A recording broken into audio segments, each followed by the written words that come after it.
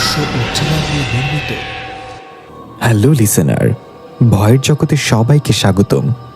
আজকের গল্পটি পাঠিয়েছেন গালিব আবরার। লেখকের ফেসবুক পেজ আমাদের কমেন্ট বক্স এবং ডিসক্রিপশন বক্স দেওয়া আছে, সবাই প্লিজ ফলো করে দিবেন। আর কণ্ঠে আছে আমি ইফতি। তো চলুন আর দেরি না করে সোজা গল্পে যাওয়া যাক। আমাদের কবরস্থানের লাশগুলো উল্টো করে দাফন করা হয়, বুক নিচে এবং পিঠ উপরে দিয়ে উত্তর দক্ষিণ করে শায়িত করা হয়। তারপর লাশের পিঠের উপরে জবা ফুল রেখে মাটি চাপা দিয়ে দেওয়া হয়। ঘড়ির কাঁটা তখন রাত 2টা ছুঁই ছুঁই। 4 জন ধূসর রঙের চাদর পরিহিত লোক একটা লাশের খাটিয়া কাঁধে নিয়ে মাটির রাস্তা ধরে হাঁটছে এবং গুনগুন করে কিছু একটা জপ করছে। তারা কি জব করছে সেটা স্পষ্ট বোঝা যাচ্ছে না।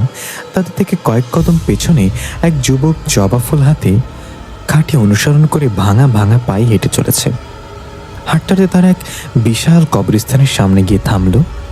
হালকা আলো আধারিতে যত দূর চোখ যায় শুধু কবরস্থানের নাম ফলক দেখা যায়। প্রবেশ গেটে খোদাই করে লেখা আছে তিতাসনগর গণকবরস্থান। ধূসর রঙের চাদর পরিহিত 4 জন খাটিয়া কাঁধে নিয়ে কবরস্থানে প্রবেশ করল। পেছনে থাকা জবা ফুল হাতে যুবকটাও গেটের সামনে এসে থেমে গেল। কোন এক অদৃশ্য শক্তি তাকে কবরস্থানে প্রবেশ করতে বাধা প্রদান করছে। খাটিয়া বহন করা 4 জন একসাথে পেছনে তাকালো যুবকের দিকে এবং সম্মিলিত কণ্ঠে বলল, বাপ আগে দিয়ে প্রবেশ করো। যুবকটি ঠিক তাই করল। বাপ আগে দিয়ে কবরস্থানে প্রবেশ করে খাটিয়ার পাশে এসে দাঁড়ালো। কিছুটা দূরেই একটা কবর করে রাখা হয়েছে। লাশের খাটিয়া সে কবরের পাশে নিয়ে রাখা হলো। 2 জন লাফ দিয়ে কবরে নেমে পড়ল। বাকি 2 জন ওই যুবকের দিকে রহস্যময় হাসি দিয়ে তাকিয়ে রইল। এতক্ষণ পর যুবকের কণ্ঠস্বর শোনা গেল, এখানে লাশ দাফন করার নিয়ম কি? তখন কবরে নামা একজন ভারী কণ্ঠ উপরোক্ত কথাগুলো বলছিল। সবটা শুনে যুবক জিজ্ঞাসা করল, কি অদ্ভুত নিয়ম আপনাদের, এই নিয়মের রহস্য কি? যুবকের প্রশ্নের জবাব না দিয়ে উপরে থাকা 2 জন খাটিয়া থেকে সাদা কাফনে মোড়ানো একটা লাশ উঠিয়ে কবরে নামিয়ে দিল 2 জনের কাছে। তারা লাশটাকে উপর করে শুয়ে দিয়ে হাত বাড়িয়ে জবা ফুল চাইল যুবকের কাছে। যুবক জবা ফুলটা নাকের কাছে নিয়ে একটু ঘ্রাণ শুকে একজনের হাতে দিয়ে বলল, লাশ দাফন করার আগে শেষবারের মতো তার মুখটা একবার খুলতে হয়। এটা শুনে কবরে নামা ওই 2 জনে এক অপরের দিকে তাকিয়ে উঠে এলো কবর থেকে। যুবককে বলা হলো, তাহলে তাকে শেষবারের মতো পৃথিবী দেখানোর দায়িত্বটা তুমি নাও। যুবক কোনো দ্বিমত না করে আস্তে আস্তে গিয়ে কবরে নেমে পড়ল। তখনই দূরে কোথাও থেকে খ্যাঁকশিয়ালের ডাক ভেসে আসলো। হঠাৎ করেই চারিদিকে কুয়াশায় ছেয়ে যেতে লাগলো। কবরে থাকা যুবক সেদিকে পাত্তা না দিয়ে লাশটা সোজা করে মাথার কাছের কাফনের গিটটা খুলে দিল। একটা দমকা বাতাসে মুখের উপর থেকে কাপড়টা সরে গেল। লাশে মুখ দেখে যুবক ভয়ে আতকে উঠে পেছনের দিকে পড়ে গেল আর চিৎকার করে বলল, এটা এটা তো আমি, এটা তো আমি। বলেই লাশ ধাপ করে চোখ মেলে তাকালো। কবরের উপরে থাকা 4 জন সেই অস্পষ্ট পাঠ জপতে জপতে মাটি ফেলতে লাগলো কবরে। যুবক চিৎকার করে সাহায্য চেয়ে কবর থেকে উঠে আসার চেষ্টা করছে। তখনই লাশটা যুবকের পা ধরে ফেললো খপ করে আর ভয়ানকভাবে হাসতে হাসতে বলতে লাগলো, এটাই তোর ভবিষ্যৎ। যুবক ভয়ে ক্লান্ত হয়ে প্রাণপণে চেষ্টা করছে কবর থেকে উঠে আসার জন্য, কিন্তু তার পা যেন মাটির সাথে আটকে গিয়েছে। ধীরে ধীরে মাটি চাপা মাথা পর্যন্ত চলে আসলো। তারা 4 জন উপর থেকে মাটি ফেলেই যাচ্ছে। যুবকের নাক মুখ মাটি দিয়ে চাপা পড়ে গেল, শুধু এক হাত বাইরে বেরিয়ে আছে আর হালকা নড়ছে। হঠাৎ কোন এক অদৃশ্য শক্তি যুবকের হাত ধরে হ্যাচকা টানে কবর থেকে উঠিয়ে নিয়ে আসলো। এর সাথেই চিৎকার করে ঘুম ভেঙে গেল তার। জোরে জোরে শ্বাস নিতে নিতে শরীর হাতিয়ে দেখছিল, ঘেমে নেয়ে পুরো শরীর একাকার। তখনই চোখে পড়ল বিছানায় গুঁড়ো মাটি ছিটিয়ে আছে। মাথা ঝাড়া দিতেই মাটির গুঁড়ো পড়ছে। ভয় চোখজোড়া যেন বেরিয়ে আসবে কুটুরি থেকে। আর এই ভয় পাওয়া যুবক হচ্ছে আমাদের গল্পের নায়ক জাইম আহমেদ। পেশা একজন MBBS ডাক্তার। বাবা নেই, মাকে নিয়ে 2 রুমের এক ফ্ল্যাট বাসায় 4 তলায় ভাড়া থাকে। জাইম চিৎকার করে মা বলে ডাক দিল। পাশের রুম থেকে তাড়াহুড়া করে দৌড়ে আসলো মা হালিমা বেগম। এসে দেখল জাইম ঘামে ভেজা শরীরে গুটি সুটি মেরে বসে আছে খাটের উপর। হামিদা বেগম তাড়াতাড়ি গিয়ে জাইমকে জড়িয়ে ধরে জিজ্ঞাসা করল, কি হয়েছে বাপ? কি হয়েছে তোর? এমন করছিস কেন? জাইম ভয় পেয়ে কণ্ঠে কাঁপতে কাঁপতে বলল, মা, আমি একটা খারাপ স্বপ্ন দেখেছি, কিন্তু সেটা স্বপ্ন ছিল না। দেখো, আমার বিছানায় মাটি পড়ে আছে। এটা বলতেই হালিমা বেগম খুব শান্ত একটা হাসির সঙ্গে বলল, বিছানা কোথায়? তুই তো কবরে। জাইম আতকুটল এটা শুনে ধীরে ধীরে মায়ের দিকে চোখ তুলে তাকিয়ে দেখল জাইম সেই নিজেই লাশকেই জড়িয়ে ধরে আছে মা মনে করে। এটা দেখে জাইম ভয়ের সর্বোচ্চ শিখরে পৌঁছে গেল। মুখ দিয়ে আর কোনো শব্দ বের হলো না, শুধু গঙ্গানির আওয়াজ বের হচ্ছে। হঠাৎ লাশটা জাইমের গলা চেপে ধরে ভয়ানকভাবে বলতে লাগলো, নিজের ভবিষ্যৎ থেকে পালাতে পারবি না। এর সাথে চারিদিকে মেঘের মতো কুয়াশায় ছেয়ে যেতে লাগলো। জাইম চেষ্টা করছে লাশের হাত থেকে নিজেকে ছাড়ানোর জন্য, কিন্তু কিছুতেই পারছে না।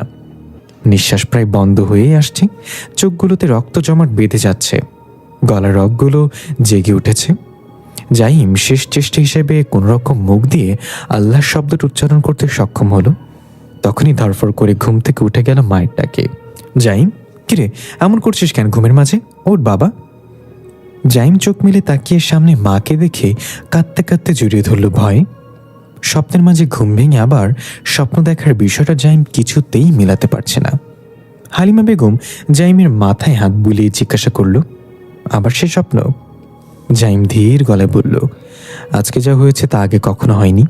এই স্বপ্ন কখনো আমার পিছু ছাড়বে না মা। হালিমা বেগম কিছু দোয়া পড়ে জাইমের মাথায় ফু দিয়ে বলল, আল্লাহর উপর ভরসা রাখ, উনি সমস্যা দেয় আবার উনি সমাধান দেয়। আমাদের কাজ ধৈর্য ধরে ওনার ফয়সালার উপর অটুট থাকা। জাইম বাচ্চা ছেলেদের মতো মায়ের কোলে মাথা রেখে বলল, কত ভালো হতো যদি আমাদের জীবনটা উল্টো শুরু হতো।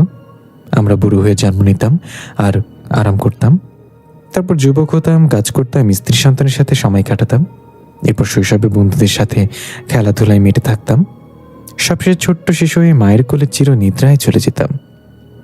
হালিমা বেগম জাইমের কপালে চুমু দিয়ে বলল, মৃত্যুর কথাবার্তা আমার সামনে বলবি না। আমার যদি ক্ষমতা থাকতো তাহলে আমার বাকি বয়সটা আমি তোকে দিয়ে দিতাম। জাইম কান্না করে দিয়ে বলল, ওই স্বপ্ন আমাকে বেশি দিন বাঁচতে দিবে না মা। আজ কবরস্থানের গেটে একটা নাম ছিল, তিতাসনগর। নামটা শুনেই হালিমা বেগমের চোখে অজানা এক ভয় দেখা গেল। কাঁপা কাঁপা কণ্ঠে জিজ্ঞাসা করল, তিতাসনগর? দৃশ্য পরিবর্তন। পরদিন সকালে জাইম রেডি হয়ে বাসা থেকে বের হয়েছে হাসপাতালে যাওয়ার উদ্দেশ্যে। নিচেই গ্যারেজে রাখা জাইমের রয়্যাল এনফিল্ড মোটরসাইকেল। আঙ্গুলে চাবির ছড়া ঘোরাতে ঘোরাতে সিঁড়ি বেয়ে নামছিল। দ্বিতীয়তলা আসতেই নকশি করা দরজাটা খুলে গেল। দরজা দেখে বলে দেয়া যায় এটা বাড়িওয়ালার ফ্ল্যাট। জাইম থমকে দাঁড়ালো দরজা খোলার শব্দে। দরজা দিয়ে প্রথমে একটা পেট বের হলো, এরপর পেটের মালিক জনাব ইয়াকুব আলী বের হলো। মিষ্টি কুমড়ার মতো পেটটা দুলিয়ে বের হয়ে এসে জাইমকে দাঁড়িয়ে থাকতে দেখে বলল, কি ব্যাপার ডাক্তার সাহেব, এখানে দাঁড়িয়ে আছো যে? জাইম একটু হেসে বলল, আপনার বট দেখে দাঁড়ালাম কাকা। ওই মিয়া, বটটা আবার কি? জাইম ইয়াকুব আলীর পেটের দিকে ইশারা করে বলল, গরুর বট। না সরি, ইয়াকুব কাকার বট। ইয়াকুব আলী একটু রেগে বলল, মজা লও মিয়া, আমার মতো বয়স হলে তোমারও হবে। আর শোনো মিয়া, পুরুষ মানুষের পেট না থাকলে ভালো লাগে না। জাইম বলল, তাই বলে এত বড়? 3টা টাইটানিক আরামসে ঢুকে যাবে এখানে। কাকা, এখনো সময় আছে, নিজের স্বাস্থ্যের দিকে ধ্যান দিন। আপনার কারণে তনিকার বিয়ে হবে না। আমার পেটের সাথে তনিকার বিয়ের কি সম্পর্ক? ইয়ার কি মারাও? জাইম বলল, আমার কথা বুঝেন কাকা। মনে করেন তনিকার জন্য বিয়ের প্রস্তাব এলো। জামাই যখন দেখবে হবু শ্বশুরের পেট বারমুডা ট্রায়াঙ্গেলের মতো, তখন তো ভাববে এই বংশে পুরুষরাও প্রেগনেন্ট হয়, এখানে বিয়ে করলে মান সম্মান থাকবে না। ইয়াকুব আলী এবার হাসতে হাসতে বলল, আমার মেয়ের বিয়ের চিন্তা আমার থেকে তোমার বেশি, কিন্তু যাই করো তনিকাকে তোমার মোটরসাইকেলের পেছনে বসাতে পারবে না আমি বেঁচে থাকতে। জাইম হা করে বলল, কাকা আপনি কিন্তু আগের চেয়ে বুদ্ধিমান হয়ে যাচ্ছেন। আমি যে তনিকার জন্য এখানে দাঁড়িয়ে আপনার সাথে বক বক করছি এটা টপ আপ করে ধরে ফেললেন। ইয়াকুব আলী বলল, ধুর মিয়া, তুমি যে লেভেলের আইডিয়া ইউজ করো এগুলো 2 বছরের বাচ্চা বুঝে নিবে। একটু আপডেট হওয়া আপডেট। এই যুগে এসে 90 দশকের মতো ফ্লার্ট করলে চলবে নাকি? জাইম টাসকি খেয়ে বলল, কাকা তাহলে আপনি বলে দেন আমি কি করব? আমি কেন বলে দিব? উপরওয়ালা যখন সবার মাথার ব্রেইন ইনস্টল করেছিল তখন কই ছিলা? যাও এখান থেকে। ধমককে জিয়াম বিড়বিড় করে বলল, পেটুক শালা। এই বলে চলে যাচ্ছিল তখন ইয়াকুব আলী ডাক দিয়ে বলল, তোমার জায়গায় আমি হলে এতদিন বাড়িওয়ালার মেয়েকে ভাগিয়ে নিয়ে বিয়ে করে ফেলতাম, তারপর ইমোশনাল ব্ল্যাকমেল করে সবাইকে মানিয়ে নিতাম, আর 1 বছরের মাঝে এই বাড়িতে লিখেও নিতাম শ্বশুরের কাছ থেকে। জাহিম পেছনে তাকিয়ে হাঁ করে বলল, কাকা, এটা কি আইডিয়া দিলেন নাকি ফাঁদে ফেলার কৌশল বললেন? ইয়াকুব আলী মাথা চাপড়ে বলল, তনিকা যা বলছিল তাই মনে হয় সত্যি, এই ছেলে সমস্যায় আছে। এই বলে ইয়াকুব আলী চলে গেল ছাদের দিকে। জাহিম বলতে লাগলো, কাকা, তনিকা কি বলেছে আমার বিষয়ে? কিসের সমস্যা? ও কাকা বলে যান। ইয়াকুব আলী চলে গেল। জাহিম কিছু ভাবল, তারপর ঘড়ির দিকে তাকিয়ে বলল, বাপরে, ঘড়িতে চার্জ বেশি হয়ে গেছে মনে হয়, টাইম এত তাড়াতাড়ি কিভাবে যাচ্ছে। এই বলে জাহিম তাড়াতাড়ি করে সিঁড়ি বেয়ে নেমে গেল। নিচে গিয়ে গ্যারেজ থেকে মোটরসাইকেল বের করে স্টার্ট দিয়ে ফুলতা শার্টের হাতাগুলো বলে নিয়ে টান দিতে যাবে, তখনই পেছন থেকে একটা মিষ্টি কণ্ঠ, হাকিম মশাই। জাহিম পেছনে তাকিয়ে হা হয়ে তাকিয়ে রইল। একটা মেয়ে কালো 3 পিসের সাথে সাদা ওড়না, লালচে চুলগুলো বাতাসে উঠছে, নাকে সোনালি রঙের ছোট্ট একটা রিং, চোখে কাজল আর ঠোঁটে হালকা লাল লিপস্টিক, সাথে ব্যাকগ্রাউন্ডে গান বাজছে, চাঁদের সাথে আমি দেব না তোমার তুলনা, নদীর সাথে আমি দেব না তোমার তুলনা। কানের উপর হালকা থাপ্পড় পড়তেই জাইমের ঘোর কাটল। কিরে হাকিম্মা, এভাবে কি দেখিস? আজ মনে হয় প্রথম দেখছিস আমাকে। জাইম নিজেকে সামনে নিয়ে বলল, তোকে না বলেছি আমাকে ওই নামে ডাকবি না তনিকা? ডাক্তার বলতে সমস্যা কি? তনিকা মোটরসাইকেলের পেছনে বসে বলল, ডাক্তারদের হাকিম বলা যায় যাচ্ছে বুঝিস, এখন চল। জাইম অবাক হয়ে বলল, চল মানে? তাড়াতাড়ি নাম বলছি, তোর বট বাবা দেখলে আমার শখের মোটরসাইকেল আগুন লাগিয়ে দিবে। তনিকা বলল, সেটার হবে না, বাবাকে রাজি করিয়ে আমি তোর মোটরসাইকেল উঠেছি, তাই নো চিন্তা, গো ফুল স্পিডে। বলিস কি, তোর বাবা রাজি হয়েছে? কিভাবে? আর তুই নাকি কি বলিস বলিস আমার নামে? আমার কি সমস্যা আছে? এখন বল কি বলছিস, আর রাজি হলো কিভাবে? তনিকা বলল, বাদ দে, রাজি হয়েছে এটাই অনেক।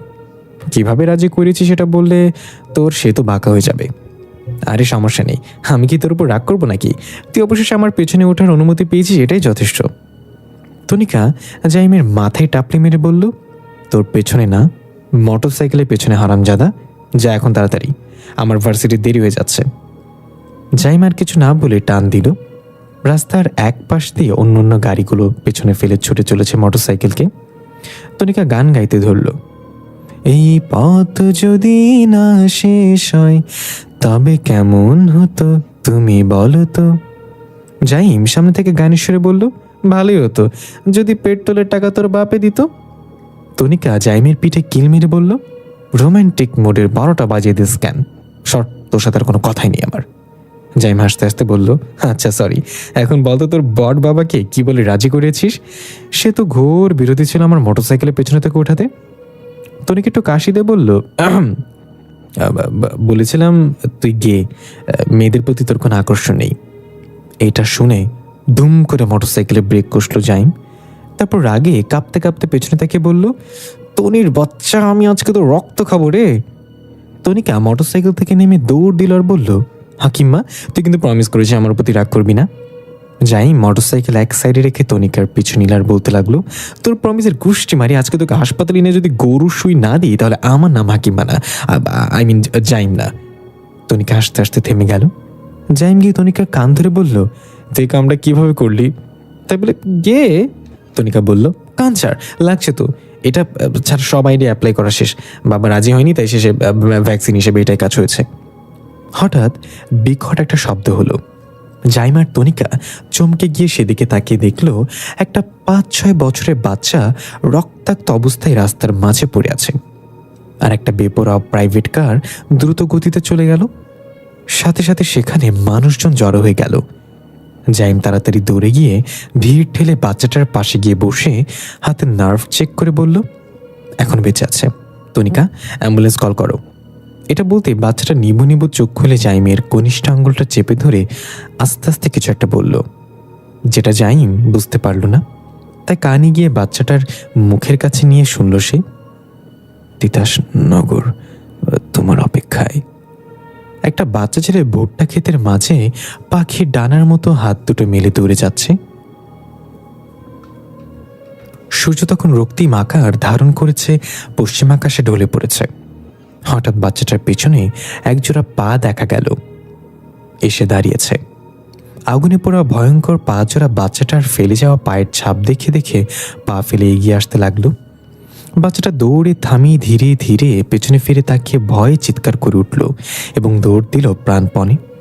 হঠাৎ চারিপাশ ঘন কুয়াশা আবৃত হয়ে যেতে লাগলো। শো শো করে ঠান্ডা বাতাস বইতে লাগলো। কিছু দূর যেতেই মাটির স্তূপের সাথে উষ্টা খেয়ে মুখ থুবড়ে পড়ে গেল বাচ্চাটা। ভয়ে ভয়ে পেছনে তাকিয়ে দেখলো সেখানে কেউ নেই। একটু স্বস্তি নিয়ে আস্তে আস্তে উঠে দাঁড়িয়ে যখনই পেছনে তাকিয়ে দেখলো সেখানে কেউ নেই। একটু স্বস্তি নিয়ে আস্তে আস্তে উঠে দাঁড়িয়ে যখনই সামনে তাকালো, এক ভয়ানক আগুনে পোড়া চেহারার অবয়ব হুঙ্কার দিয়ে তার উপর ঝাঁপিয়ে পড়ল। এর সাথে হাসপাতালের বেডে শুয়ে থাকা বাচ্চাটা ভয়ে চিৎকার দিয়ে হুঁশ ফিরে এলো। পাশে ছিল একজন নার্স, তার নাম ইনায়া।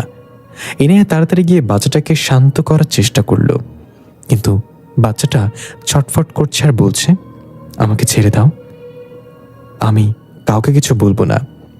ইনায়া কি করবে না করবে ভাবতে ভাবতে বাচ্চাটা হিংস্রভাবে গর্জন দিয়ে ইনায়ার গলা চেপে ধরে বলল, সবাইকে মরতে হবে, কেউ বাঁচবে না। ইনায়া ভয় পেয়ে বাচ্চাটার হাত ছাড়াতে চেষ্টা করলো, কিন্তু এইটুকু বাচ্চার এত শক্তি যে ইনায়া নিজের পুরো শক্তি দিয়েও তার হাত ছাড়াতে পারছে না। বাচ্চাটার চোখ লাল টকটকে হয়ে যেতে লাগলো, চেহারাটা আগুনে পোড়া মানুষের মতো ঝাঁঝালো দেখা যাচ্ছে। ইনায়া এটা দেখে চিৎকার করতে লাগলো। চেঁচামেচি শুনে হন্তদন্ত হয়ে জাইম ছুটে এলো। এই পরিস্থিতি দেখে তাড়াতাড়ি গিয়ে ইনায়াকে তার হাত থেকে ছাড়ালো। জাইম অবাক হয়ে গেল। ইনায়া গলা ডলতে ডলতে কাশতে লাগলো। জাইম বাচ্চাটাকে চেপে ধরে জিজ্ঞাসা করলো, আপনি ঠিক আছেন? ইনায়া কোনোরকম বলল, ঠিক আছে স্যার। আর একটু হলে দমটাই বের হয়ে যেত। এই বাচ্চার শরীরে এমন পাটার মতো শক্তি আসলো কিভাবে স্যার? জাইম ধমকের গলায় বলল, মাইন্ড ইউর ল্যাঙ্গুয়েজ। কোনো কথা না বলে তাড়াতাড়ি ঘুমের ইঞ্জেকশন পুশ করতে হবে ওকে। ওর মাথায় খুব চোট পেয়েছে অ্যাক্সিডেন্টে, নড়াচড়া করলে সমস্যা হয়ে যাবে।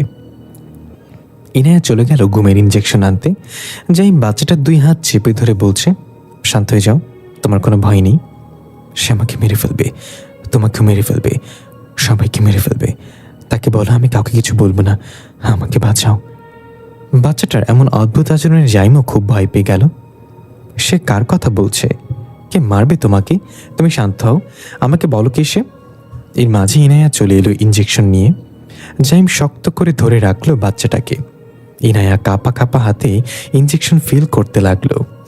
জাইম বলল, এ কি, আপনার হাত কাঁপছে কেন? এই সামান্য দৃশ্য দেখে এত ভয় পেয়ে গেলেন? আপনাকে নার্স হওয়ার সার্টিফিকেট কে দিয়েছে? দিন আমার কাছে দিন। আপনি শক্ত করে বাচ্চাটাকে ধরুন। ইনায়া ইঞ্জেকশনটা জাইমের হাতে দিয়ে ভয়ে ভয়ে বাচ্চাটাকে ধরল। বাচ্চাটা চোখ লাল করে ইনায়ার দিকে তাকাতেই ইনায়া চোখ বন্ধ করে বলল, নার্স বিদ্যার পাশাপাশি কবিরাজি শিখে রাখলে ভালো হতো।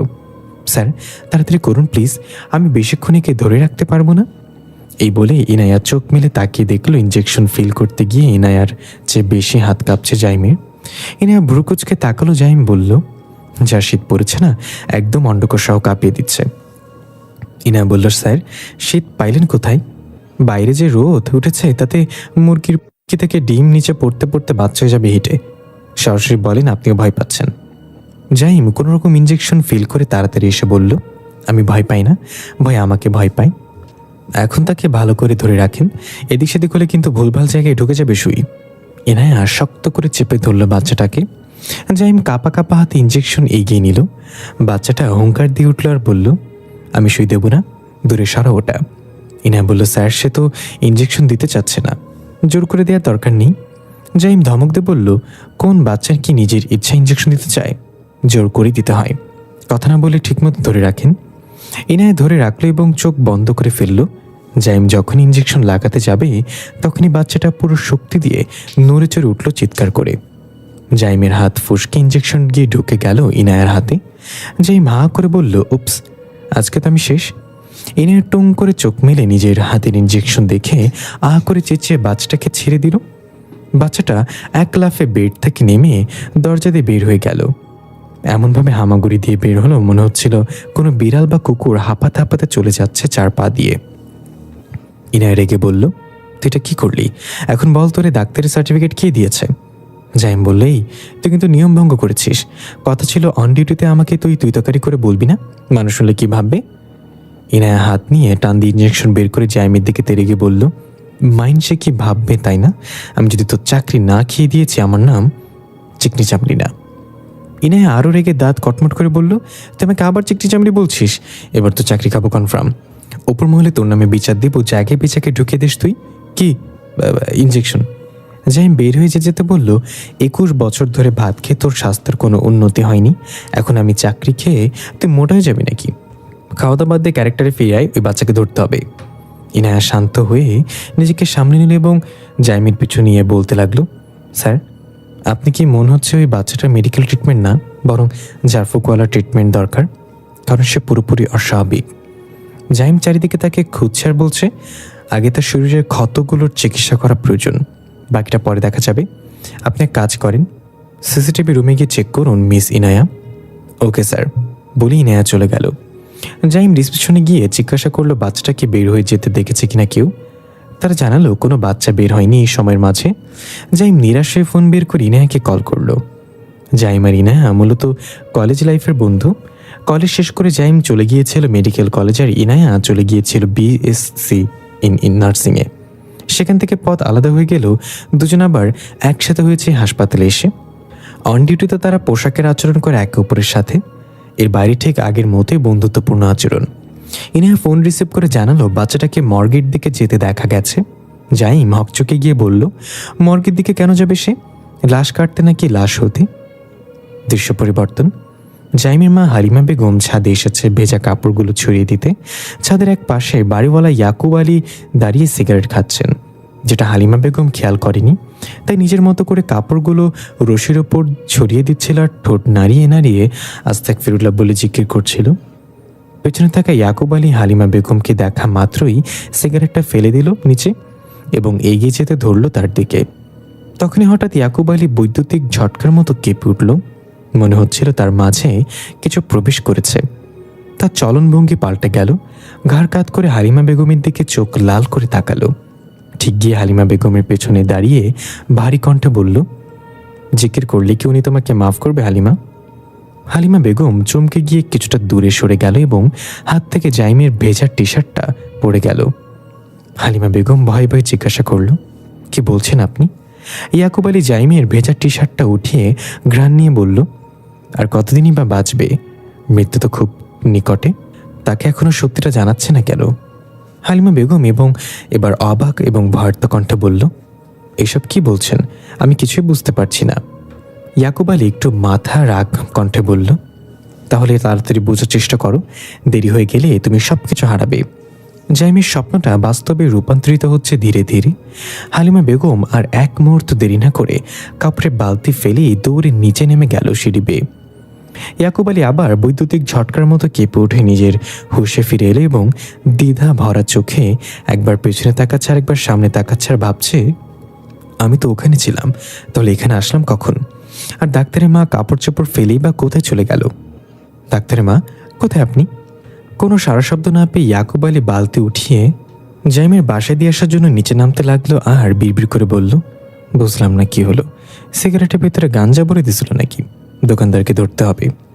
এদিকে দেখা গেল হালিমা বেগম নিজের রুমে এসে দরজা আটকে আলমারি থেকে একটা কাঠের বাক্স বের করলো তাড়াহুড়ো করে। সেটা খাটের উপর রেখে ধীরে ধীরে বাক্সটা খুলতে লাগলো। দেখা গেল বাক্সটা খোলার সময় হালিমা বেগমের হাত প্রচণ্ড রকম কাঁপছে। বাক্সের ভিতর থেকে একটা স্বর্ণের চেইন সহ লকেট বের করে চোখের সামনে ধরে কান্না জড়িত কণ্ঠে বলল, সময় হয়ে গিয়েছে জাইমকে সবকিছু বলার, আমি আর এই সত্য চাপা রাখতে পারবো না। তখনই মেইন দরজায় ঠক ঠক শব্দ। হালিমা বেগম তাড়াতাড়ি করে লকেটটা আবার বক্সে পুরে রাখলো। দেখা গেল বক্সের মাঝে একটা চিঠির মতো কাগজও ছিল। সেটা না খুলে হালিমা বেগম আবার বক্সটা বন্ধ করে আলমারিতে রেখে দিল। শুনতে পেল দরজায় কারা যেন কথা বলছে। একটা কণ্ঠ তো বাড়িওয়ালার, আর একটা নারী কণ্ঠ, সেটাও চেনা চেনা লাগছে। হালিমা বেগম নিজের রুমের দরজা না খুলে কান পেতে শুনল বাড়িওয়ালার হাসতে হাসতে বলছে, আমি আরও ভাবলাম আপনি আমার পেট থেকে ভয় পেয়ে বালতি ফেলে চলে এসেছেন, এই নিন আপনার বালতি। তখন মহিলা কণ্ঠে শোনা গেল, কি যে বলেন ভাইজান, জরুরি কাজ মনে পড়ে গিয়েছিল তাই তাড়াহুড়ো করে বালতি ফেলে চলে এসেছি। ভেতরের রুম থেকে হালিমা বেগম অবাক হয়ে গেল, এটা তো আমার কণ্ঠ। বলতেই হালিমা বেগমের দরজা একটু ফাঁকা করে তাকিয়ে দেখল সে নিজেই মেইন দরজায় দাঁড়িয়ে বাড়িওয়ালার সাথে কথা বলছে। এই দৃশ্য দেখে হালিমা বেগম ভয়ে আঁতকে উঠল, চোখ ছানাবড়া করে ভয়ের তো দৃষ্টিতে তাকিয়ে রইল।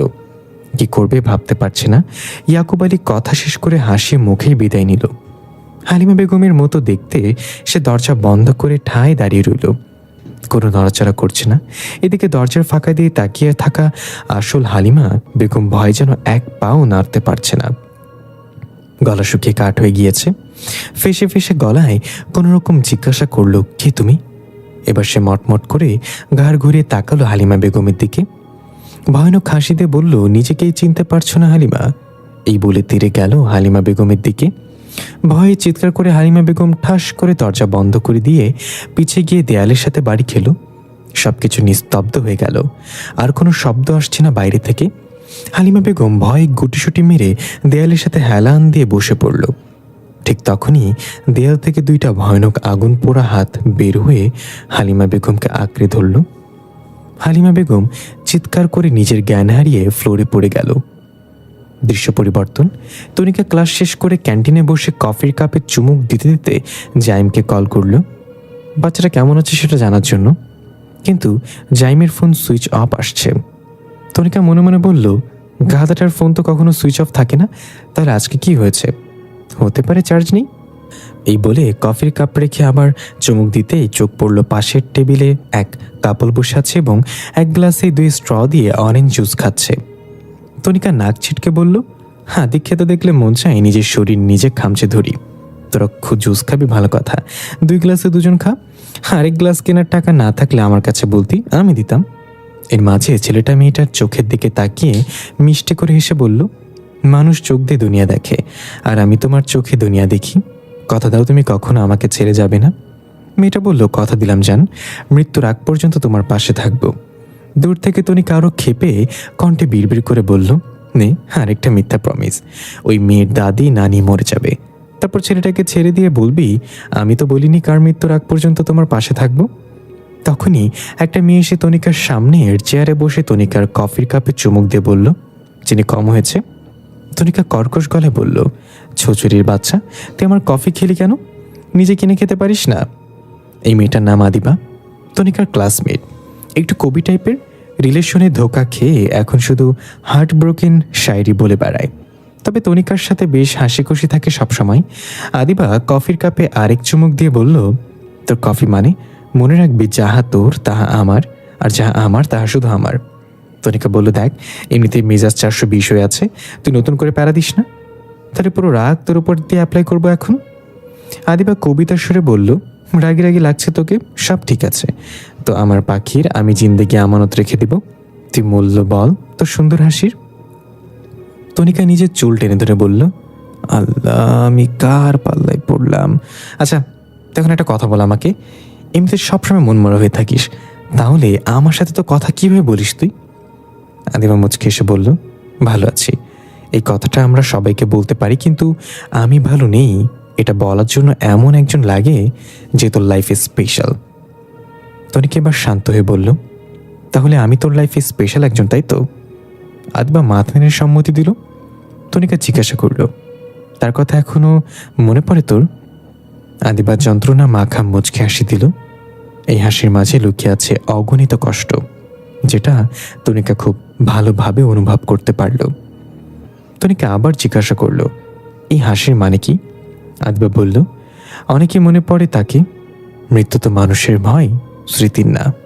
তনিকা আদিবার হাত ধরে বলল, মন খারাপ করিস না, আরেক কাপ কফি খাবি? আদিবা চোখের কোনো অশ্রু মুছে বলল, চিনি বাড়িয়ে দিতে বল। তনিকা ফিক করে এসে বলল, তুই এখন চিনিস রে। এই বলে ক্যান্টিনের জানলা দিয়ে রাস্তার দিকে চোখ যেতেই তনিকা দেখলো জাইম তাড়াহুড়া করে হেঁটে কোথাও যাচ্ছে। তনিকা অবাক হয়ে বলল, জাইম এখানে কি করছে? দৃশ্য পরিবর্তন। দেখা গেল জাইম হন্তদন্ত হয়ে একটা ইলেকট্রনিক্সের দোকানে প্রবেশ করল। জাইমের শার্টে কিছু রক্ত লেগে আছে, হাতেও রক্তের ছেটা বিদ্যমান। দোকানে গিয়ে সেখান থেকে 4টা বড় বড় পেরেক নিল এবং একটা হাতুড়ি নিল। সেগুলো বিল পরিশোধ করে যখনই দোকান থেকে বের হতে যাবে, সামনে চলে এলো তনিকা। তনিকাকে দেখে জাইম চমকে গেল। তনিকা অবক্ষে জিজ্ঞাসা করল, কি করছিস তুই, আর এসব নিয়ে কোথায় যাচ্ছিস? যাত্রীগণ কৃপা করে ধ্যান দিন, ঘন কুয়াশার কারণে পূর্ববর্তী স্টেশন থেকে ভোর 6টার ট্রেন রওনা দিতে দেরি হবে। এই বিলম্বের জন্য আমরা বিনতিভাবে ক্ষমা চেয়ে নিচ্ছি। দয়া করে মালপত্র নিজ দায়িত্বে রাখবেন। রেল স্টেশনের অ্যানাউন্সমেন্ট শুনে যাত্রীরা হতাশ হয়ে যে যার জায়গায় বসে রইল। তখন ভোর 5টা বেজে 50 মিনিট। শীতের সকাল হওয়ায় কেউ কেউ চাদর মুড়ি দিয়ে স্টেশনের বেঞ্চে ঘুমিয়ে আছে। কুয়াশায় একটু দূরের জিনিসও পরিষ্কার বোঝা যাচ্ছে না। এই চা চা এই চা বলে কেউ একজন চা বিক্রি করছে।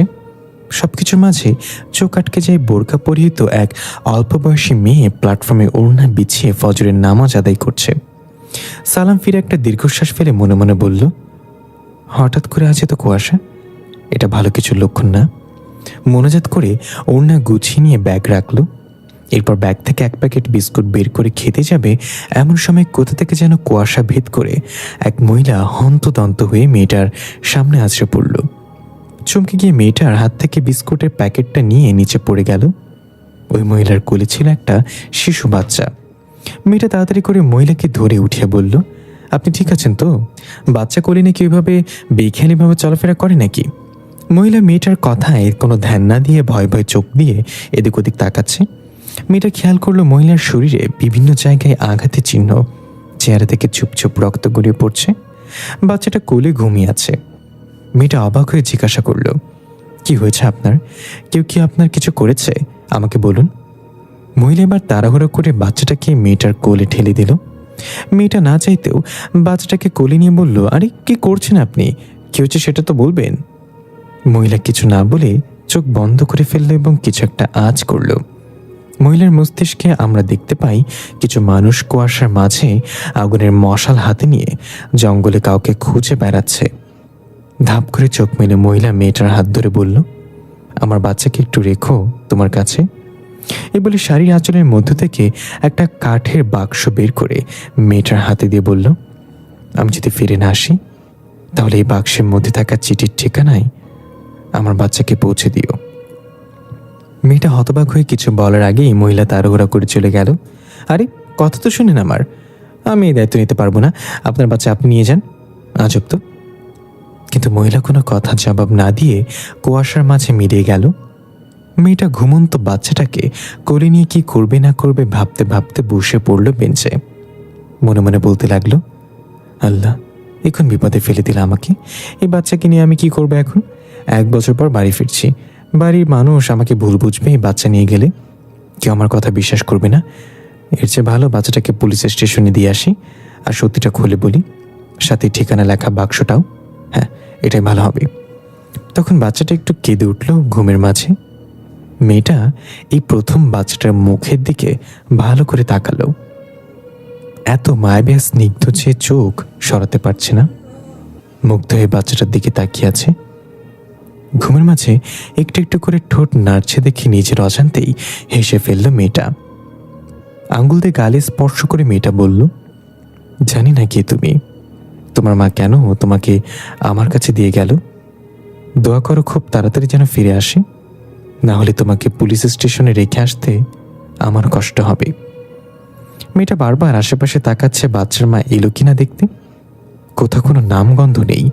মেয়েটা বেশ চিন্তায় পড়ে গেল। এটুকু বাচ্চা রেখে ওই মহিলা কোথায় গেল, আর তার সাথে কি হয়েছিল, সে আহত ছিল কেন? এসব ভাবতে ভাবতে ট্রেনের হুইসেল শোনা গেল। ট্রেন চলে এসেছে। মেয়েটা উঠে দাঁড়ালো এবং একটু হেঁটে সামনে গিয়ে ওই মহিলার খোঁজ করতে লাগলো। ট্রেনটা এখনো স্টেশনে এসে পৌঁছায়নি। ঝিকঝিক ঝিকঝিক শব্দ করে ছুটে আসছে কুয়াশা ভেদ করে। তখনই চোখে পড়ল ওই মহিলা রেল লাইনে দাঁড়িয়ে আছে। ট্রেন প্রায় চলে এসেছে। মেয়েটার আর বুঝতে বাকি রইল না মহিলা আত্মহত্যা করতে যাচ্ছে। ভয় পেয়ে মেয়েটা চিৎকার করে বলল, কি করছেন আপনি? সরে যান, ট্রেন চলে এসেছে, আপনার বাচ্চাকে নিয়ে যান। এই বলেই মেয়েটা দৌড়ে মহিলার নিকট যেতে লাগলো। ট্রেন খুব কাছাকাছি আসতেই মহিলাটা মেয়েটার দিকে এক অসহায় দৃষ্টিতে তাকিয়ে হাত নাড়িয়ে বিদায় জানালো। বিকট শব্দে ট্রেনের সাথে বাড়ি খেয়ে মহিলা ছিটকে গিয়ে অন্য পাশে পড়ল। এর সাথে এক চিৎকারে ধরফর করে উঠে বসলো হালিমা বেগম। দেখা গেল ঠিক তার সামনে বসে আছে আরেক হালিমা বেগম ভয়ানক হাসি দিয়ে। হালিমা বেগম ভয়ে চিৎকার করতে করতে যাবে তার আগেই এক ঝটকে অবয়ব মহিলা হালিমা বেগমের কাছে এসে মুখ চেপে ধরে বলল, কি সবকিছু মনে পড়তে শুরু করেছে তাই না? হালিমা বেগম ঝেটকা মেরে তার হাত সরিয়ে চোখ বন্ধ করে জোরে চিৎকার দিল। এরপর আর কোনো শব্দ না পেয়ে ধীরে ধীরে চোখ মেলে তাকিয়ে দেখল সামনে কেউ নেই। হাঁপাতে হাঁপাতে নিজেকে সামনে নিয়ে হালিমা বেগম কোনো মতো উঠে দাঁড়ালো। মাথাটা ঝিনঝিন করছে, এসে চলা সত্ত্বেও ভাবসা গরম বইছে রুমে। ভাঙা ভাঙা পায়ে এগিয়ে গিয়ে জগ থেকে গ্লাসে পানি ঢালার সময় গ্লাসটা হাত থেকে পড়ে গেল নিচে। স্টিলের গ্লাস হওয়ায় শব্দ করে লাফাতে লাফাতে সেটা খাটের তলায় চলে গেল। হালিমা বেগম সেদিকে তোয়াক্কা না করে জগের মুখেই মুখ লাগিয়ে ঢকঢক করে পানি পান করে নিল। চোখে মুখে অজানা এক ভয় দেখা যাচ্ছে। হঠাৎ খাটের তলা থেকে স্টিলের গ্লাসটা গড়িয়ে আবার হালিমা বেগমের পায়ের কাছে এসে থামল। জাইম একটু ধমক দিয়ে বলল, আপনি কি, হ্যাঁ, এভাবে কেউ লাশের মতো শুয়ে থাকে? আর একটু হলে তো আমার জান পাখিটা ফুরুতে উড়ে যেত। আমার পুরো জীবনে আমি এত ভয় পাইনি। জয়নাল মিয়া হাসতে হাসতে বলল, ডাক্তারবাবু কে কন, মরণকে ডরিয়া লাভ আসেনি, ডরাতে হইব মরণ দেয়ার মালিকরে। তো আপনি এনে কি করতেছেন এই সময়? যাই বলে, এখানে কি কোনো বাচ্চা এসেছিল একটু আগে? কাকে কি জিজ্ঞাসা করছি? আপনি তো লাশ হয়ে পড়েছিলেন, আপনি দেখবেন কিভাবে? জয়নাল মিয়া এগিয়ে এসে বলল, একবার লাশ হয়ে দেখেন ডাক্তারবাবু, এটাও দেখতে পাইবেন যেটা আপনার চোখে দেখতে পাইতেন না। এই বলে বাথরুমের দিকে ইশারা করে জয়নাল মিয়া বলল, ওইখানে কেউ ঢুকছে আর ওই স্ট্রেচারের লাশটা উঠাও। জাইম বাথরুমের দিকে তাকিয়ে বলল, আপনি কি শিওর? জয়নাল মিয়া বলল, আমার লগে আইন, নিজের চোখে তো আর মিছা কথা কইব না। এই বলে জয়নাল মিয়া বাথরুমের দিকে এগিয়ে গেল। জাইমও কাপা কাপা পায়ে তার পেছনে গেল। জয়নাল মিয়া গিয়ে এক ধাক্কায় বাথরুমের দরজাটা খুলে ফেলতেই এমন এক দৃশ্য চোখে পড়ল যেটা জাইম দ্বিতীয়বার আর দেখতে চাইবে না কখনো। বাচ্চাটা রক্তাক্ত মুখে বসে বসে একটা লাশের বুক ছিন্ন ভিন্ন করে কলিজা বের করে চিবিয়ে খাচ্ছে। জাইম ভয়ে হাত উঠে পিছিয়ে গেল। জয়নাল মিয়া অতি সাহস নিয়ে বাচ্চাটাকে বলল, পিচাসের বাচ্চা, তুই এটা কি করেছিস? বাচ্চাটা মটমট করে ঘাড় ঘুরিয়ে জয়নাল মিয়ার দিকে তাকিয়ে বিদঘটে একটা হাসি দিল। জয়নাল মিয়া আর কিছু বলবে তার আগেই অদৃশ্য এক শক্তি তাকে ছিটকে ফেলে দিল দূরে। জাইম পেছন থেকে চিৎকার করে বের হয়ে দৌড় দিয়ে বের হয়ে গেল মর্গ থেকে। বের হতেই ইয়ানায়ার সাথে ধাক্কা খেতে খেতে নিজেকে সামলে নিল। ইনায়া অবাক হয়ে জিজ্ঞাসা করলো, স্যার, এভাবে দৌড়াচ্ছেন কেন? বাঘ দেখছেন নাকি? জাইম বলল, না, এমনি, আজকে সকালে জগিং করা হয়নি তো, তাই ভাবলাম এখন জগিং করে নিই। কই, আপনাকে যে কাজে পাঠিয়েছি তারা কোথায়? ইনায়া বলল, কোনো ওয়ার্ড বয় ফ্রি নেই, আর আপনি জগিংয়ে ঘাবলা আছে। বাচ্চাটা কোথায়, তাকে কি পাননি? জাইম বলল, পেয়েছি মানে? এসে দেখি এখানে সে গুটিসুটি মেরে বসে আছে। আমাকে দেখে তো ভয়ে মাপচা শুরু করলো। আমার মন অনেক নরম, আপনি তো জানেনই। মাপ করে দিলাম আর বললাম, হাত মুখ ধুয়ে বাইরে চলে এসো, আমি বাইরে অপেক্ষা করছি। ইনায়া হাঁ করে বলল, আসলেই? কিন্তু আপনার দৌড়ের ভাব আর ঘামার তো চেহারা দেখে তো সেটা মনে হচ্ছে না। জাইম রেগে বলল, বিশেষ না হলে গিয়ে দেখেন, বাথরুমে গেলেই দেখতে পাবেন। যান, গিয়ে নিয়ে আসেন বাচ্চাকে। ইনা বলে, আচ্ছা, আমি গিয়ে দেখি। আপনার মুখের কথা আমি বিশ্বাস করি না। এই বলে ইনায়া ভেতরে চলে গেল। জাইম বাইরে দাঁড়িয়ে গুনতে লাগলো, 3, 2, 1। এর সাথে ভিতর থেকে ইনায়ার চিৎকার। জাইম মুচকে এসে বলল, এখন ঠিক আছে, না হলে আমাকে খ্যাপাতে ভিতর আন্ডা বলে। দৃশ্য কিছুক্ষণ পরে জয়নাল মিয়ার পরিচিত এক হুজুর এসেছে। বাচ্চাটা দূরে বসে আছে হামাগুড়ির মতো করে, মুখে তার রক্ত লেগে আছে, চোখগুলো ভয়ানক লাল আর চেহারায় পোড়া দাগ। হুজুর তাসবি পড়ে পড়ে দূর থেকেই ফু দিচ্ছে। জাইম আর ইনায়া দাঁড়িয়ে আছে দরজার কাছে। ইনায়া আর চোখে রাগান্বিত দৃষ্টিতে জাইমের দিকে তাকাচ্ছে বারবার। জাইম বিড়বিড় করে বলল, বেশি ভয় পেয়েছিস? ইনায়া বলল, আমার শত্রুরও যেন আপনার মতো বন্ধু না হয় স্যার। তখন হুজুর দোয়া পড়তে পড়তে বাচ্চাটার দিকে এগিয়ে যেতে লাগলো। এবার বাচ্চাটা হামাগুড়ি দিয়ে দেয়াল বেয়ে উপরে উঠে গেল, ভয়ানকভাবে হাসতে হাসতে। হুজুরের চোখ ছানা বড়া হয়ে গেল এই দৃশ্য দেখে। দরজা লাগিয়ে থাকা জাইম আর ইনায়া এক অপরের দিকে ভয়ার্ত চোখে তাকিয়ে বলল, লা হাওলা ওয়ালা কুওয়াতা ইল্লা বিল্লাহ, এটা কি ধরনের শয়তান! হুজুর তাড়াতাড়ি করে মর্গ থেকে বের হয়ে গেল জাইম আর ইনায়াকে সাথে নিয়ে। জাইম জিজ্ঞাসা করলো, কি হলো হুজুর, বের হয়ে এলেন কেন? বাচ্চাটার ভেতরে নিশ্চয়ই খুব খারাপ কিছু আছে, তাকে বাঁচাতে হবে। হুজুর চিন্তিত মুখে বলল, আমার বয়সে আমি এত নিকৃষ্ট আর ভয়ানক কিছু দেখিনি। এটা সাধারণ কোনো শয়তান না। বাচ্চাটাকে বশ করে এখানে পাঠানো হয়েছে কোনো এক উদ্দেশ্য হাসিলের জন্য। জাইম অবাক হয়ে বলল, উদ্দেশ্য? হুজুর বলে, এক কাজ করো, আমার 4টা বড় বড় পেরেক লাগবে আর একটা হাতুড়ি। এগুলো নিয়ে যত তাড়াতাড়ি সম্ভব এখানে চলে এসো। আমি শেষ চেষ্টা হিসেবে এটা করব, তবে সফল হব কিনা জানি না। দৃশ্য ফিরে এলো বর্তমানে। জাইমের মুখে সব শুনে তনিকা নামক অবাক হয়ে বলল, কি বলছিস তুই? এই যুগে এসো এসব কিছু হয়? তোর কি মাথা ঠিক আছে, নাকি আমার সাথে কোনো প্র্যাঙ্ক করার চেষ্টা করছিস? জাইম রেগে বলল, আমার মাথার তোর মুন্ডু, বিশ্বাস করলে কর, না করলে নাই। আমার এখন যেতে হবে। আমাকে জানিতে পাঠিয়েছিল, সেটা জোগাড় করতে পারিনি। তখনই জাইমের ফোন বেজে উঠল। পকেট থেকে ফোনটা বের করে দেখলো জাইমের মা কল দিয়েছে। জাইম একটু চিন্তিত চেহারায় বলল, এই সময় মা কল দিল কেন? তনিকা বলল, ফোন রিসিভ করলে তো বুঝতে পারবি। জাইম ফোন রিসিভ করে বলল, হ্যাঁ মা বলো। ওপাশ থেকে হালিমা বেগম ভয় ভয় গলায় বলল, একটু বাসা আসতে পারবি জাইম? জাইম বাসা থেকে দাঁড়িয়ে গেল আর বলল, কি হয়েছে মা, তোমার কণ্ঠ এমন শোনাচ্ছে কেন? আমি এখনই আসছি। 1 মাস আগের দৃশ্য। এক প্রত্যন্ত গ্রামে মেডিকেল ক্যাম্প স্থাপন করা হয়েছে। গ্রামের মানুষদের বিনামূল্যে চিকিৎসা সেবা প্রদান করাই এই ক্যাম্পের মূল লক্ষ্য। গ্রামের নাম শান্তিনগর। এই গ্রামের মানুষগুলো বেশ অদ্ভুত। তারা দিনের বেলা ঘর থেকে বের হয় না। সূর্য ডোবার পরে পুরো গ্রামে জনসমাগম দেখা যায়। দৈনন্দিন কাজকর্ম তারা রাতের বেলা করে থাকে। দিনের বেলা পুরো গ্রাম ফাঁকা, জনমানব শূন্য হয়ে থাকে। মেডিকেল টিমের সাথে জাইম এবং ইনায়াও এসেছে। তারা যখন গ্রামে এসে পৌঁছায় তখন ঘড়িতে সময় দুপুর 2টা।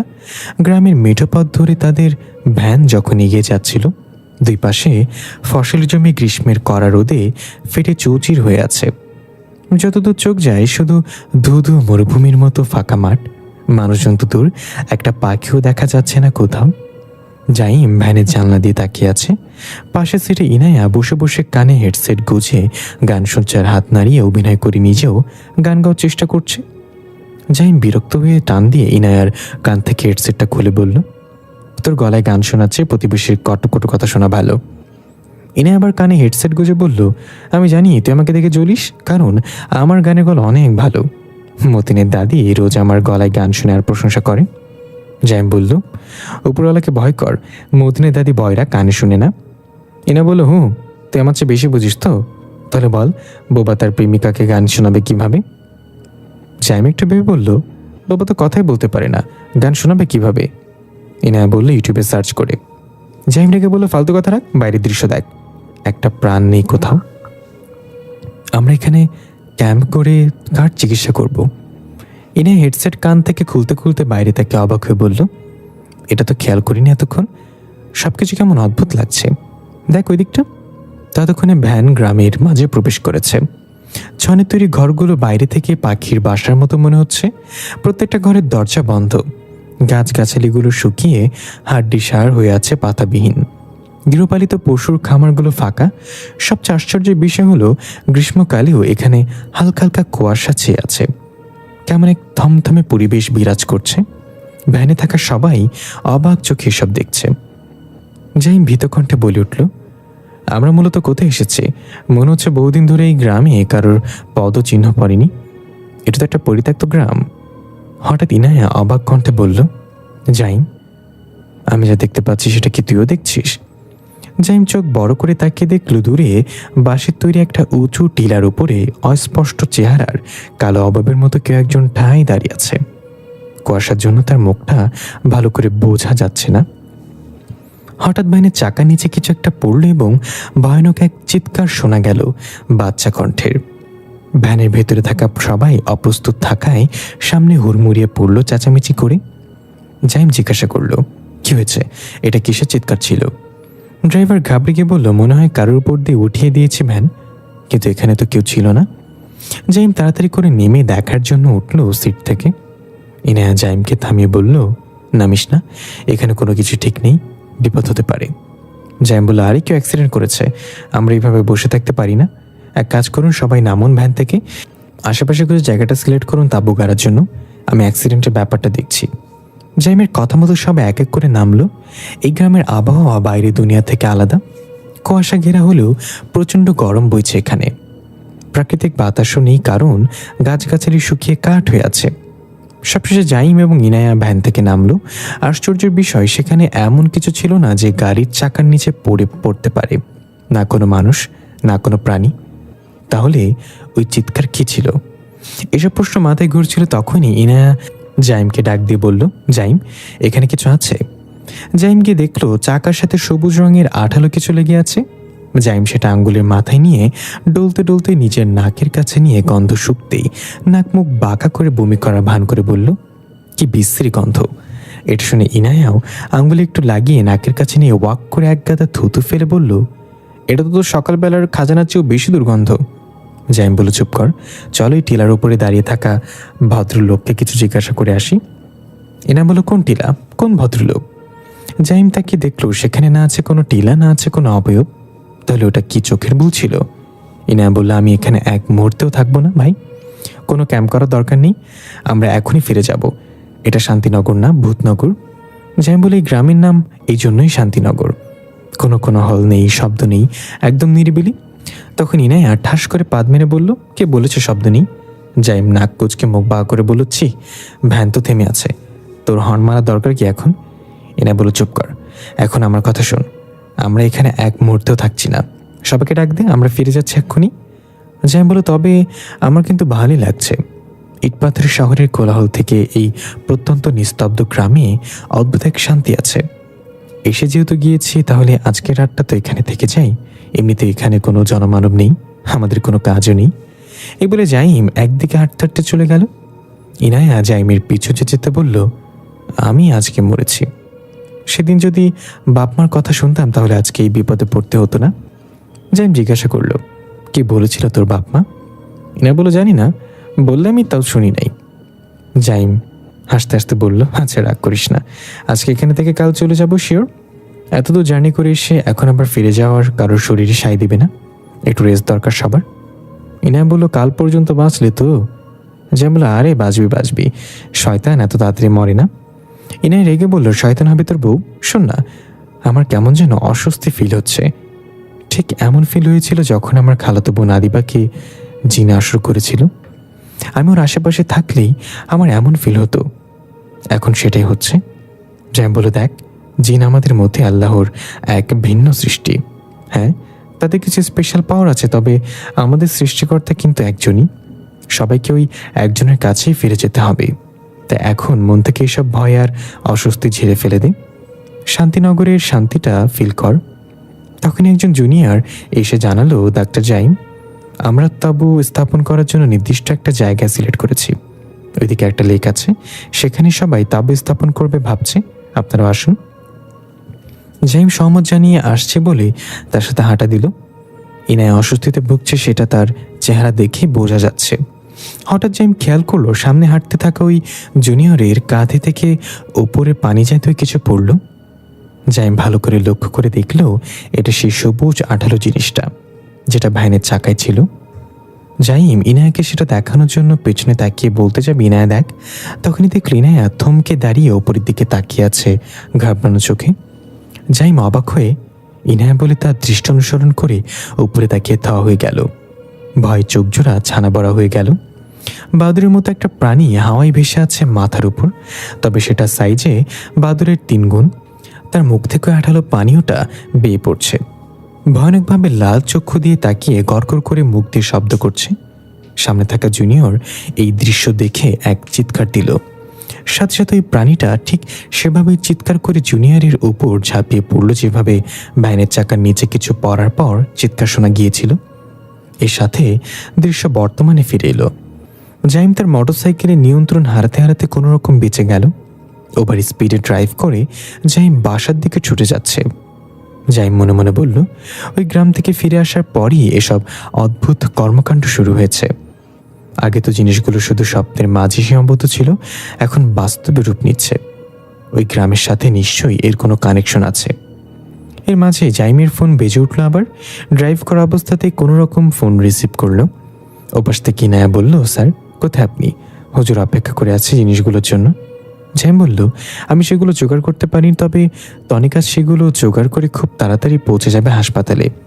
আর আমি এখন বাসায় যাচ্ছি। মা কল দিয়েছিল, মায়ের কণ্ঠ শুনে বুঝতে পেরেছি কিছু একটা হয়েছে। আপনি প্লিজ ওই দিকটা সামলে নিন মিস ইনায়া। ওপাশ থেকে ইনায়া বলল, ঠিক আছে, আপনি তাড়াতাড়ি মায়ের নিকট যান, আমি এদিকটা দেখছি, চিন্তা করবেন না। পরবর্তী দৃশ্যে দেখা যায় জাইম দৌড় দিয়ে সিঁড়ি বেয়ে উঠছে। 4 তলায় পৌঁছেই দেখতে পেল বাসার মেইন দরজা খোলা। ঘরের ভেতর থেকে টিভির আওয়াজ আসছে। জাইম হাঁপাতে হাঁপাতে ধীর পায়ে বাসায় প্রবেশ করলো। চাপা গলায় ডাক দিল, মা কোথায় তুমি? কিচেন থেকে জবাব এলো, কে? জাইম নাকি? এই সময় বাসায় এলি যে? জাইম এগিয়ে গেল কিচেনের দিকে। গিয়ে দেখলো মা মুরগির মাংস রান্না করছে। জাইম পেছনে গিয়ে দাঁড়ালেও হালিমা বেগম একবারও জাইমের দিকে ফিরে দেখল না। সে চুলার দিকে মুখ করে কড়াইয়ের মাংসগুলো নাড়ছিল। জাইমের নাকি উদ্ভট একটা গন্ধ এসে লাগলো। এটা নিশ্চয়ই মুরগির মাংসের গন্ধ না? জাইম বলল, মা কি হয়েছে তোমার? কল করেছিলে কেন? হালিমা বেগম অন্যদিকে ফিরে মাংস নাড়তে নাড়তে বলল, কই, আমি তো কোনো কল করিনি, আর তোকে বাসাতে আসতেও বলিনি। জাইম খেয়াল করলো মায়ের কণ্ঠ একদম স্বাভাবিক শোনাচ্ছে। ফোনে যেরকম ভয় পাওয়ার কণ্ঠ শোনাচ্ছিল, এখন তার সম্পূর্ণ বিপরীত। জাইম একটু অবাক হয়ে বলল, না তুমি তো কল করে আমাকে বাসায় আসতে বললে। দেখি আমার দিকে তাকাও তো, আর কি রান্না করেছো? এরকম বাজে গন্ধ আসছে কেন? হালিমা বেগম একটা চাপা হাসির সাথে বলল, এটা তোর জন্য রান্না করছি না, এটা আমি খাবো। জাইম আর কিছু বলতে যাবে তার আগেই পেছন থেকে একটা কাপা কণ্ঠ ভেসে আসলো, জাইম। জাইম চমকে গিয়ে পেছনে তাকিয়ে দেখলো মা দাঁড়িয়ে আছে কিছুটা দূরে, চেহারায় আতঙ্কের ছাপ, হাত পা থরথর করে কাঁপছে। জাইম আতঙ্কে উঠে মা বলে ধীরে ধীরে ঘাড় ঘুরিয়ে সামনে তাকিয়ে দেখলো রান্না করতে থাকা সে ভয়ানক হাসি দিয়ে জাইমের ঠিক চোখের সামনে চলে এসেছে। জাইম চিৎকার দিয়ে পেছনে গিয়ে মায়ের সাথে ধাক্কা খেয়ে উল্টো পড়ে গেল আর বলল, মা এগুলো কি হচ্ছে? দিদিটা তুমি ঘরে এলে কিভাবে? তুমি কি আসল নাকি? হালিমা বেগমও ভয় জাইমকে জড়িয়ে ধরে বলল, আমি জানি না এগুলো কি হচ্ছে, আমি পালানোর চেষ্টা করেও পারিনি। দরজার কাছ থেকে কেউ আমাকে টেনে ঘরে ভেতরে এনে আঁচড়ে ফেলে। জাইম তাকিয়ে দেখলো সামনে আর কেউ নেই, ওই ভয়ানক জিনিসটা অদৃশ্য হয়ে গিয়েছে। জাইম আস্তে আস্তে উঠে বলল, মা এগুলো তখন থেকে বাস্তবে রূপ নেওয়া শুরু করেছে যখন আমি ওই গ্রামে গিয়েছিলাম। সেখান থেকে নিশ্চয়ই কিছু না কিছু আমি সাথে করে নিয়ে এসেছি। তখনই কিচেনে ধোয়া দেখা গেল, কড়াই কিছু একটা পুড়ছে, বাজে একটা গন্ধ পুরো ঘরে ছড়িয়ে পড়ল। জাইম আর হালিমা বেগম আস্তে আস্তে কিচেনের দিকে গেল। জাইম হাত দিয়ে বাতাস করে ধোঁয়া সরিয়ে চুলা অফ করে দিল। ধোঁয়া কেটে যেতেই জাইম অবাক আর ভয়ার্ত দৃষ্টিতে তাকিয়ে বলল, মা এগুলো কি কড়াই? হালিমা বেগম কাশতে কাশতে এগিয়ে এসে ভয় পেয়ে বলল, এগুলো তো কারোর চোখের মণি, যেন এগুলো এখনো জীবিত আর আমাদেরকে দেখছে। দৃশ্য পরিবর্তন। তনিকার আদিবা রিকশায় করে হাসপাতালের দিকে যাচ্ছে। তনিকার হাতে একটা ব্যাগ, সেখানে পেরেক আর হাতুড়ি রাখা। আদিবা বলল, হাসপাতালে মানুষ যায় মাথা জোড়া লাগাতে, আর তোকে দেখে মনে হচ্ছে মাথা ফাটাতে যাচ্ছিস কারোর। তনিকা আদিবার কথায় পাত্তা না দিয়ে রিকশাওয়ালা মামাকে বলল, মামা তাড়াতাড়ি যান তো, দেরি হয়ে যাচ্ছে। আদিবা বলল, তনিকা সত্য করে বলতো কেন যাচ্ছিস হাসপাতালে? তনিকা এবার বলল, দেখতে চাস নাকি শুনতে চাস? আদিবা বলল, বুঝতে পারছি ঘটনা খুব সিরিয়াস, ঠিক আছে গেলেই দেখতে পারবে এগুলো তুই কি করিস। আর শুন, ওই হাসপাতালে আমার নার্স কাজিন আছে ইনায়া। তনিকা বলল, জানি, এই জন্যই তোকে নিয়ে যাচ্ছি। আদিবা মুখ কালো করে বলল, আচ্ছা এই জন্য? আমি ভাবছিলাম তুই বেস্ট ফ্রেন্ড হিসেবে আমাকে নিয়ে যাচ্ছিস। তনিকা দেখলো আদিবার মুখটা মলিন হয়ে গিয়েছে, তাই আদিবার হাত ধরে বলল, বেস্ট ফ্রেন্ড হিসেবেই নিয়ে যাচ্ছি, না হলে আমার বয়ফ্রেন্ড ওই হাসপাতালে ডাক্তার, আমার কাউকে দরকার ছিল না, তোকে নিয়ে যাচ্ছি মন থেকে বেস্ট ফ্রেন্ড মনে করি। আদিবা এবার একটা হাসি দিল এবং বলল, আচ্ছা মানলাম।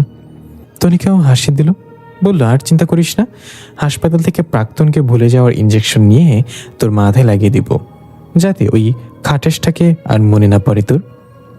আদিবা মুচকে সে কবিতা সুরে বলল, তাকেও সাজানো হয়েছিল, আমাকেও সাজানো হচ্ছিল, সেও পালকিতে চড়েছিল, আমাকেও পালকিতে হয়েছিল, হুজুর ওই দিকেও ছিল, হুজুর এই দিকেও ছিল, পার্থক্য শুধু এতটুকু ছিল, তাকে সবাই আপন করে নিচ্ছিল আর আমাকে দাফন করে দিচ্ছিল। তনিকা হা করে বলে, তুই এত ইমোশনের মাঝে মাঝে কিভাবে চেপে রাখিস? আমি হলে কবেই পাগলে যেতাম। আদিবা বলল, তোর কি আমাকে নর্মাল মনে হয়? আমি তার জন্য পাগল ছিলাম, আর সে আমাকে রাস্তার পাগল মনে করে ছেড়ে চলে গিয়েছে। তনিকা বলল, মন খারাপ করিস না, তোর মতন পাগল যে হারিয়েছে সে কোনোদিন সুখী হতে পারবি না। একটা কথা মাথায় রাখবি, যারা আরেকজনের বেঁচে থাকা হারাম করে দেয় তাদের মৃত্যু সহজ হয় না। কথা বলতে বলতে তনিকার আদিবা হাসপাতালে পৌঁছে গেল। দূর থেকে ইনায়া তাদেরকে দেখে হনহনিয়ে হেঁটে আসতে লাগলো। তনিকা রিক্সা ভাড়া পরিশোধ করলো। এর মাঝে ইনায়া সেখানে এসে আদিবাকে দেখে বলল, তুই এখানে কি করিস? আদিবা বলল, ভয় পাইস না, আমার সাথে এখন আর কোনো জিন নেই। তনিকা অবাক হয়ে বলল, এখন আর নেই মানে? আগে ছিল নাকি? ইনা বলল, ছিল মানে? পুরো দেবদাস টাইপের জিন ছিল, ছাকা তো সে জিনটাই দিয়েছে ওরে। তনিকা টাসকি খেয়ে আবার অবাক হয়ে আদিবার দিকে তাকে জিজ্ঞাসা করলো, তার মানে তোর প্রাক্তন একজন জিন ছিল, আর তার জন্য তুই আজ এমন পাগলা হয়ে আছিস? আদিবা বলল, ওর নাম গুপ্তু ছিল, ইফরিত বংশের জিন, শক্তিশালী জিন। দৃশ্য শুরু হয় 1 মাস আগে মেডিকেল ক্যাম্প থেকে। তাবু স্থাপনের কাজ চলছে লেকের পাড়ে। লেক বলতে আয়তন অনেক বড় হলেও পানি খুব কম, তবে পানি এতটা পরিষ্কার যে লেকের তলদেশে মাটি পর্যন্ত দেখা যাচ্ছে। সিনা ডাক্তার জাহাঙ্গীর বলল, সন্ধ্যা প্রায় হয়ে এসেছে, ডাক্তার জাইম আর মিসেস ইনায়া এখনো আসলো না। তাদেরকে ডাকতে যে জুনিয়র গেছে তারও কোনো হদিস নেই।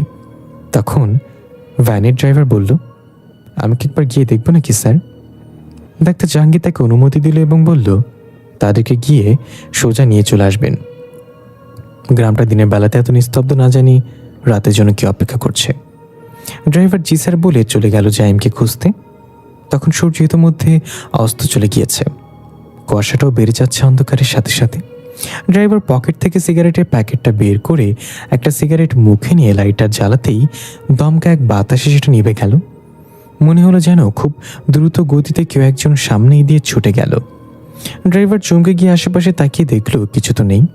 মনের ভুল ভেবে আবার লাইটার জ্বালিয়ে সিগারেট ধরালো। এবার কোনো সমস্যা হলো না। সিগারেটে টান দিয়ে ড্রাইভার একটু জোরে ডাক দিল, ডাক্তার সাহেব, কোথায় আপনি? বড় স্যার আপনাদের ডেকেছে। দূর, আশেপাশে তো কেউ নেই, কোথায় খুঁজবো আন্দাজে? আর খুঁজে না পেলেই কি, আমি তো আসছি সিগারেট খেতে। এদিক ওদিক ঘুরে একটু পর গিয়ে বলবো তাদেরকে পাইনি কোথাও। এই বলে সিগারেট টানতে টানতে হাঁটতে লাগলো। দেখা গেল গ্রামের পরিবেশ পাল্টাতে শুরু করেছে। শুকনো মরা গাছগুলো পাতা গজাচ্ছে আপনা আপনি। ছনের তৈরি ঘরগুলোতে আলো জ্বলে উঠছে। ঝংকার ধরা টিউবওয়েল থেকে পানি পানি গড়িয়ে পড়ছে। এসব যা কিছু হচ্ছিল সব ড্রাইভারের পেছনে হচ্ছিল, তাই সেসবের কিছুই দেখতে পাচ্ছিল না। সে ডাক্তার সাহেব বলে ডাকতে ডাকতে এগিয়ে যাচ্ছে। হঠাৎ মনে হলো তার প্রাকৃতিক ডাকে সাড়া দেওয়া দরকার, তাই সে এগিয়ে গিয়ে একটা ঘরের কোণে দাঁড়িয়ে পারফরমেন্স দিতে লাগলো। ঠিক তখনই সেই ঘরে বাতিটা জ্বলে উঠল ধাপ করে। ড্রাইভার চমকে গিয়ে পেছনে সরে গেল। এতে নিজের পানিতে নিজের প্যান্ট ভিজে গেল। ড্রাইভার অবাক হয়ে বলল, আমি তো এগুলো পরিত্যক্ত ঘর মনে করেছিলাম, তাহলে বাতি জ্বলল কিভাবে? এটা বলে চারপাশে তাকিয়ে দেখলো প্রত্যেকটা ঘরে বাতি জ্বলে আছে। কুয়াশার মাঝে হলুদ রঙের বাতিগুলো কেমন ভুতুরে লাগছে। ড্রাইভার একটু ঘাবড়ে গেল আর বলল, আমি ফিরে যাচ্ছি, ডাক্তার সাহেবকে খুঁজে পাইনি বলে দিব। এই বলে যখনই যেতে ধরলো ঘরের ভিতর থেকে একটা শব্দ আসলো, যেমনটা কেউ হাড় চিবে খেলে হয়। ড্রাইভার থমকে দাঁড়ালো এবং কান পেতে শুনল, কর্মর করে কেউ কিছু একটা চিবিয়ে খাচ্ছে। ড্রাইভার বিড়বিড় করে বলল, বোট খাই কি ঘরে? ছনের বেড়া দুই দিকে ফাঁকা করে ড্রাইভার ভেতরে উকি মারল। দেখলো একপাশে একটা হারিকেন জ্বলছে নিবু নিবু করে। তার সামনে অন্যদিকে ফিরে এক মহিলা বসে বসে কিছু একটা খাচ্ছে। তার মুখটা দেখা যাচ্ছে না, কি খাচ্ছে সেটাও বোঝা যাচ্ছে না। ড্রাইভার ভালো করে দেখার জন্য আরেকটু ফাঁকা করলো বেড়া। তখনই ওই মহিলা মোটা কণ্ঠে বলল, খেতে চাইলে ভেতরে আয়, উকি মারিস না। ড্রাইভার প্রচণ্ড ঘাবড়ে গিয়ে এক মুহূর্ত দেরি দাঁড়ালো না, হনন করে হাঁটা দিল ভয়ে জোরে জোরে নিঃশ্বাস ছেড়ে। দেখা গেল ঘরের বেড়ার ফাঁকা দিয়ে দুইটা লাল চোখ তার চলে যাওয়ার দিকে তাকিয়ে আছে। এদিকে দেখা যায় জাইম আর ইনায়া ওই জুনিয়রের জ্ঞান ফেরানোর চেষ্টা করছে। বাদরের মতো জিনিসটা জুনিয়রের উপর আক্রমণ করার আগেই অজানা এক কারণে আবার উড়ে চলে গিয়েছিল, কিন্তু জুনিয়র ভয়ে জ্ঞান হারিয়ে ফেলেছে। তখন ইনায়া লক্ষ্য করল অন্ধকারের সাথে কুয়াশাও বাড়ছে আস্তে আস্তে। ইনায়া বলল, জাইম, এটা সেই গ্রাম না যেখানে আমরা এসেছিলাম। জাইমও অবাক হয়ে চারিদিকে দেখে বলল, সত্যি তো তাই। হঠাৎ করে গাছগাছালিগুলো তাজা হয়ে গিয়েছিল, ঘরে ঘরে বাতি জ্বলে উঠেছে, পানি বয়ে যাওয়ায় আওয়াজ আসছে। সবকিছু পরিবর্তন হয়ে গিয়েছে রাত নামার সাথে। তখনই দেখা গেল দূর থেকে কয়েকটা আলো এদিকে এগিয়ে আসছে। ইনা একটু অসুস্থ হয়ে বলল, মনে হয় ক্যাম্প থেকে কেউ আসছে আমাদের নিয়ে যেতে। কুয়াশা ভেদ করে সে আলো যত এগিয়ে আসছে, জাইমার ইনায়া অবাক হয়ে দেখে কয়েকজন কৃষক কাঁধে লাঙল আর গরু নিয়ে হারিকেন হাতে করে আসছে। জাইমার ইনায়া এক অপরের দিকে তাকিয়ে বলল, এটা কিভাবে সম্ভব? দিনের বেলা তো গ্রামে কোনো মানুষ ছিল না। তারা কাছাকাছি এসে জাইমদের এভাবে বসে থাকতে দেখে থামল এবং জিজ্ঞাসা করল, কার আপনারা? জাইম সালাম দিল এবং বলল, আমরা শহর থেকে এসেছিলাম। আমি একজন ডাক্তার, এই গ্রামের মানুষদের বিনামূল্যে চিকিৎসা সেবা দেওয়ার জন্য। কিন্তু জাইমের কথা শেষ না হতে এক কৃষক বলল, আপনারা ভুল জায়গায় এসেছেন সাহেব। এই গ্রামে কারোর কোনো রোগ নেই, আমরা কখনো অসুস্থ হই না। আমাদের ঔষধ এই গ্রামের বাতাস। না জেনে না বুঝে এসে যেহেতু পড়েছিলেন, উচিত ছিল সন্ধ্যা নামার আগেই বিদায় নেয়া। এখান থেকে গিয়ে ভুল করেছেন। এই বলে জাইমকে কিছু বলার সুযোগ না দিয়ে তারা চলে গেল। গরুগুলো দেখে মনে হচ্ছিল যেন তাদের পা মাটি স্পর্শ করছে না, উড়ে উড়ে চলছে। চোখের ভুল ভেবে জাইম ইনায়ের দিকে তাকিয়ে দেখল সে খুব ঘাবড়ে আছে। ইনায়া রেগে কান্না কান্না ভাব করে বলল, আমি বলছিলাম ফিরে যাই তখনই। এখন কোন বিপদে পড়েছে আল্লাহ ভালো জানেন। এর মাঝে জুনিয়রের জ্ঞান ফিরে এলো। ধরফর করে উঠে চিৎকার করে বলল, আমাকে মেরো না, আমাকে আমাকে মেরো না। জাইম ধমক দিয়ে বলল, শান্ত হও, তো মারবে না তোমাকে। জুনিয়র এদিক ওদিক দেখে ঘাবড়ানো কণ্ঠে বলল, ব্যাটম্যান ছিল না ওটা, তাই না? জাইম ওই দিকে তাকিয়ে বলতে যাবে, দেখো ওই লোকটা। দেখা গেল সেখানে কেউ নেই। জুনিয়র বলল, আইলা, মুনলাইটও দাও। ইয়ানা জিজ্ঞাসা করলো, মুনলাইট মানে? জাইম দাঁত কটমট করে বলল, বাদ দে, সে হলিউডে আছে, চল যাওয়া যাক। এই গ্রামের কেউ হয়তো চাই না আমরা এখানে থাকি, কেউ আমাদের সাথে কথাই বলে না। কাল সকাল সকাল চলে যাব শহরে। তিনজন হেঁটে চলে যাচ্ছিলাম। জাইমের কোমরে চাবির ছড়াটা দুল খাচ্ছে। দেখা গেল বাজারের সবাই রহস্যময় দৃষ্টিতে তাদের চলে যাওয়ার দিকে তাকিয়ে আছে। ওই দোকানদারির মুখে ভয়ানক এক হাসি। দৃশ্য ফিরে আসে বর্তমানে। কিরে, কি করছিস তুই? আমাকে বল, এভাবে পুরো ঘর তছনছ করার মানে কি? হালিমা বেগম হাহুতাশ করে কথাগুলো বলছিল। দেখা গেল জাইম তার রুম তন্ন চন্ন করে কিছুটা খুঁজছে। বিছানা চাদর থেকে শুরু করে ওয়ার্ড্রোপের ড্রয়ারগুলো ছড়িয়ে ছিটে পড়ে আছে চারিদিকে। হালিমা বেগম তেরে গিয়ে জাইমকে থামিয়ে বলল, পাগলামি কেন করছিস? কি হয়েছে? এগুলো এলোমেলো করে কি খুঁজছিস বল আমাকে। জাইম রাগান্বিত কণ্ঠে বলল, একটা চাবির ছড়া। আমি যে ওই গ্রাম থেকে নিয়ে এসেছিলাম, এই সব কিছু হয়তো ওই জিনিসটার সাথে এসেছে। হালিমা বেগম অবাক হয়ে বলল, চাবির ছড়া, সাথে একটা পুতুল ছিল। জাইম চোখ বড় বড় করে বলল, হ্যাঁ হ্যাঁ, দেখেছো সেটা? কোথায় দেখেছ? হালিমা বেগম বলল, কোথায় দেখেছি মানে? তুই গ্রাম থেকে ফিরে আসার পরদিনই তো দুপুর টাইমে এসে নিয়ে গেলি। জাইম অবাক হয়ে বলল, মানে? আমি কবে দুপুর টাইমে বাসে এসেছিলাম, তাও চাবির ছড়া নিতে? হালিমা বেগম বলল, মনে করে দেখ। দৃশ্য চলে যায় আগে। হালিমা বেগম সবেমাত্র গোসল সেরে বের হয়েছেন, তখনই দরজায় কলিং বেল বেজে উঠল। হালিমা বেগম চিন্তা করলো, এই অসময়ে আবার কে এলো? হতে পারে পাশের বাসার ভাড়াটিয়া। এইভাবে গিয়ে দরজা খুলে দেখলো জাইম দাঁড়িয়ে আছে। হালিমা বেগম জিজ্ঞাসা করলো, কি রে, তুই এই সময় বাসায়?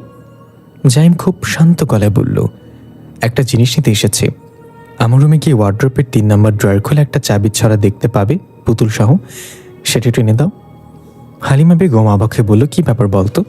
এমনিতে তো কোনো জিনিসে আমার হাত দেওয়া মানা, তাহলে আজ আমাকে কেন চাবির ছড়া এনে দিতে বলছিস? তুই নিজে এসে নিচ্ছিস না? জাইম বলল, মা, আমার খুব তাড়া আছে, যেটা বলছিস সেটা তাড়াতাড়ি করো, আমার আবার যেতে হবে।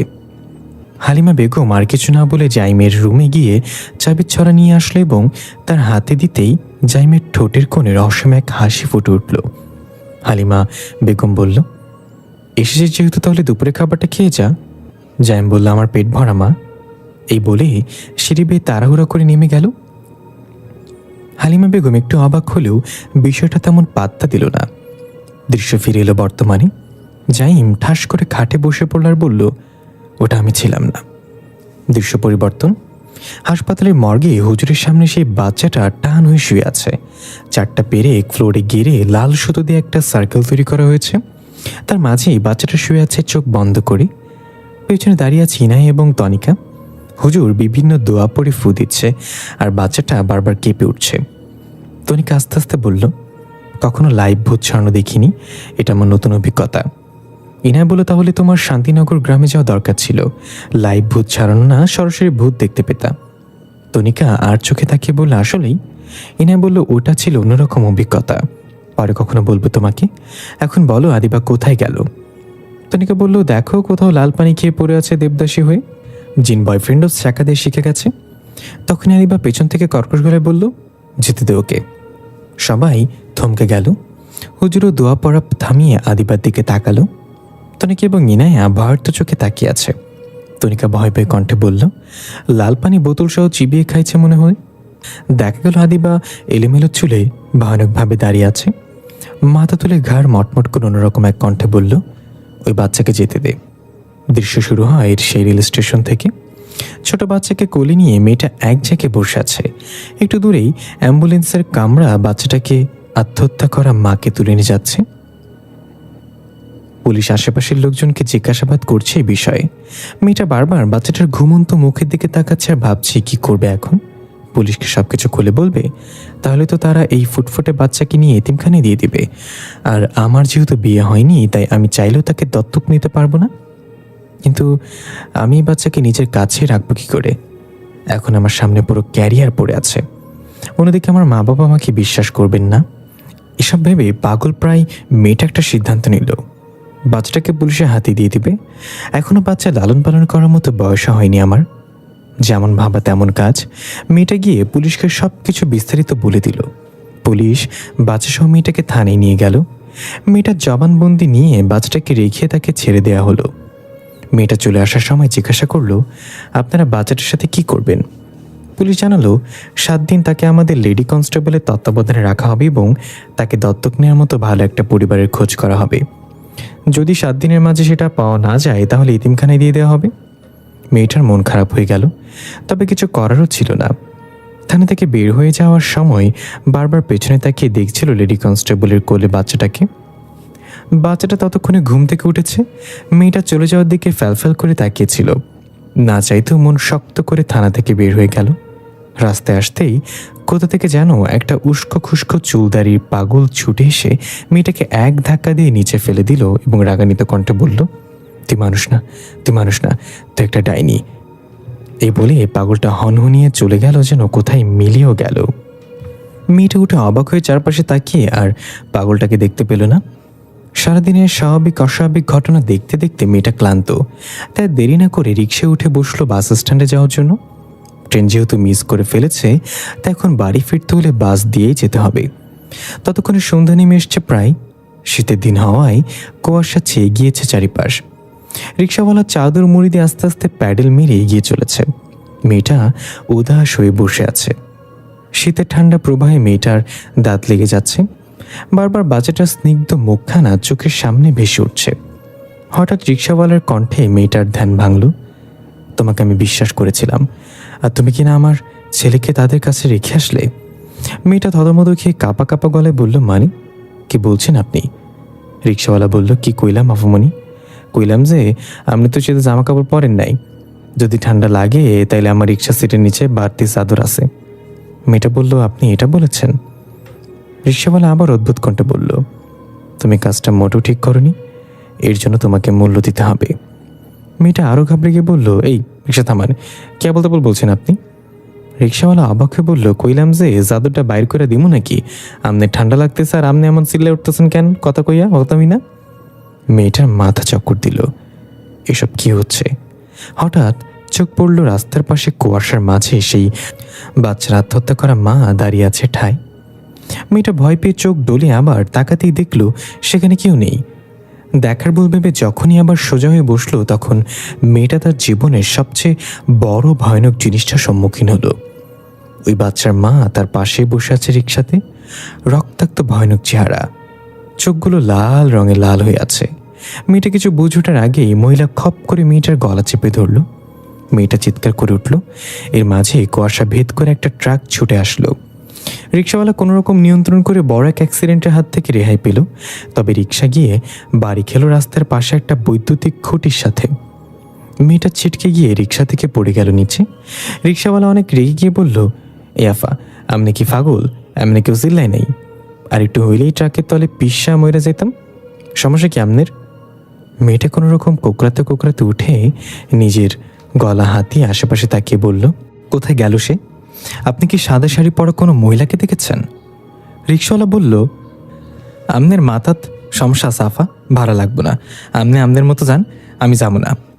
এই বলে রিক্সাওয়ালা রাগে গজগজ করতে করতে চলে গেল। মেয়েটা আমার বাধা দিল না, কাঁধে ব্যাগ নিয়ে বৈদ্যুতিক খুঁটির সাথে হেলান দিয়ে বসে পড়ল। কি হচ্ছে, কেন হচ্ছে, কিছুই ভেবে পাচ্ছে না। তখনই আবার চোখ গেল রাস্তার উপর দাঁড়িয়ে আছে সেই মহিলা। এবার মেয়েটার আগে কাঁপতে কাঁপতে উঠে দাঁড়িয়ে তার দিকে এগিয়ে যেতে বলল, আমি আপনার ছেলের দায়িত্ব কেন নেব? আমি আপনাকে চিনি না, জানি না। হঠাৎ করে এসে আমার কাছে একটা বাচ্চা দিয়ে বলবেন তার দায়িত্ব নিতে? চলে যান আমার জীবন থেকে, না হলে আমি নিজেকে শেষ করে দেব। মেয়েটি সব বলতে বলতেই যতই রাস্তা পার করে এগিয়ে যাচ্ছে, মহিলার অবয়ব আস্তে আস্তে অদৃশ্য হয়ে যাচ্ছে কুয়াশার মাঝে। হঠাৎ ট্রাকের হর্ন শোনা গেল বিকট শব্দে। মেয়েটা বামে তাকিয়ে দেখল কুয়াশা ভেদ করে দুইটা আলো তেড়ে আসছে। মেয়েটা দাঁড়িয়ে আছে রাস্তার ঠিক মাঝ বরাবর। উপায়ন্তর না দেখে মেয়েটা চোখ বন্ধ করে ফেলল ঠায় দাঁড়িয়ে। কোন এক অদৃশ্য শক্তি এক ধাক্কায় মেয়েটাকে রাস্তার পাশে নিয়ে ফেলল। ট্রাক চলে গেল শো শো করে। মেয়েটা মাথায় হাতে আঘাত পেয়ে নিচে পড়ে কোকড়াতে লাগলো। হঠাৎ মেয়েটার কানে ফিসফিস করে বাতাসের মতো কেউ বলল, এবার বাঁচিয়ে দিলাম আমার ছেলের জন্য, যাও তাকে তোমার কাছে নিয়ে আসো, সে কান্না করছে। মেয়েটা ভাঙা ভাঙা পায়ে উঠে দাঁড়িয়ে আশেপাশে তাকিয়ে দেখলো কেউ নেই।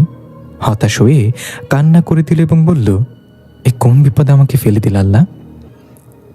এই বলে রাস্তায় এগিয়ে গিয়ে একটা রিক্সা নিল আর বলল, থানায় চলেন। পরের দৃশ্যে দেখা যায় মেয়েটা থানার সামনে এসে পৌঁছেছে। ভেতর থেকে বাচ্চাটার কান্নার আওয়াজ ভেসে আসছে। মেয়েটা রিক্সা ভাড়া মিটিয়ে একটু তাড়াহুড়ো করে ভেতরে চলে আসলো। কেন জানি বাচ্চাটার কান্না শুনে মনের ভেতর উথাল পাতাল শুরু হয়েছে। ভেতরে গিয়ে যেই দৃশ্য দেখল তাতে মেয়েটার মন ভেঙে চুরমার হয়ে গেল। রাগে যেন চেহারা ফেটে পড়ল। দেখা গেল বাচ্চাটা এই ঠান্ডার মাঝে ফ্লোরে শুয়ে কান্না করছে, আর পুলিশরা তাদের খোশ গল্পে হাসি হাসিতে ব্যস্ত। কারো কোনো ধ্যান নেই বাচ্চাটা ঠান্ডায় কষ্ট পাচ্ছে। মেয়েটা এটা দেখে তাড়াতাড়ি গিয়ে বাচ্চাটাকে কোলে নিয়ে চিৎকার করে বলল, আপনার কি মানুষ নাকি জানোয়ার? একটা দুধের বাচ্চাকে এইভাবে ফ্লোরে ফেলে অমানুষদের মতো হাসাহাসি করছেন। লেডি কনস্টেবল তেরে এসে মেয়েটার গালে কষে একটা চড় লাগিয়ে বলল, তোর কাছ থেকে শিখতে হবে আমাদের কি করতে হবে। আর এসব বাচ্চার জায়গা ফ্লোরেই হয়। মা হয়তো নষ্টামি করে বাচ্চা জন্ম দিয়েছে, এখন বাচ্চার বাবা খুঁজে পাচ্ছে না, তাই নিজে আত্মহত্যা করে এটাকে রেখে গেছে। এই কথা শুনে মেয়েটার যেন মাথা পুরো নষ্ট হয়ে গেল। মেয়েটা নিজেও জানে না একজন অপরিচিত মহিলার সম্পর্কে এমন কুরুচিপূর্ণ কথাবার্তা শুনে মেয়েটার কেন রাগ হচ্ছে। মেয়েটা এক হাতে বাচ্চাটাকে কোলে নিয়ে অন্য হাত দিয়ে লেডি কনস্টেবলকে উল্টো চড় দিয়ে ছিটকে ফেলে দিল নিচে। এই দেখে অন্যান্য পুলিশরা রেগে মেগে তেড়ে আসতে লাগলো।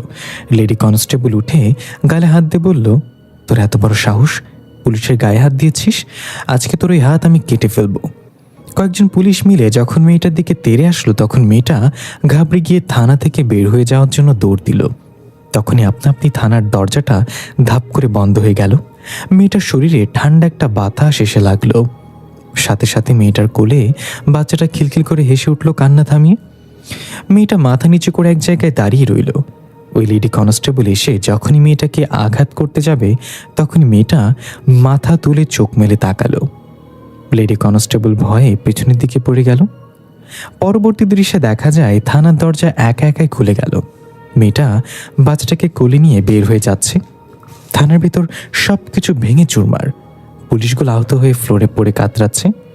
লেডি কনস্টেবলের হাতটা ভেঙে উল্টো হয়ে গেছে। থানা থেকে বের হয়ে মেয়েটা সোজা বাস স্ট্যান্ডে চলে গেলাম বাচ্চাটাকে নিয়ে। কাউন্টার থেকে টিকিট নিয়ে দোকান থেকে বাচ্চার জন্য দুধ কিনে বাসে চড়ে দেখলো সব সিটে মানুষ বসে আছে। শুধু একটা সিটে একটা মহিলা মুখে রুমাল দিয়ে ঢেকে হেলান দিয়ে শুয়ে আছে। মেয়েটা ওই মহিলার পাশের সিটে বসে পড়লো খালি সিটটাতে। এরপর বাচ্চাটাকে দুধ পান করাতে করাতে পাশে তাকিয়ে দেখল মহিলা এখনও একইভাবে মুখে রুমাল দিয়ে শুয়ে আছে। কিছুটা অদ্ভুত আর অস্বস্তি ফিল হলেও মেয়েটা তেমন পাত্তা দিল না।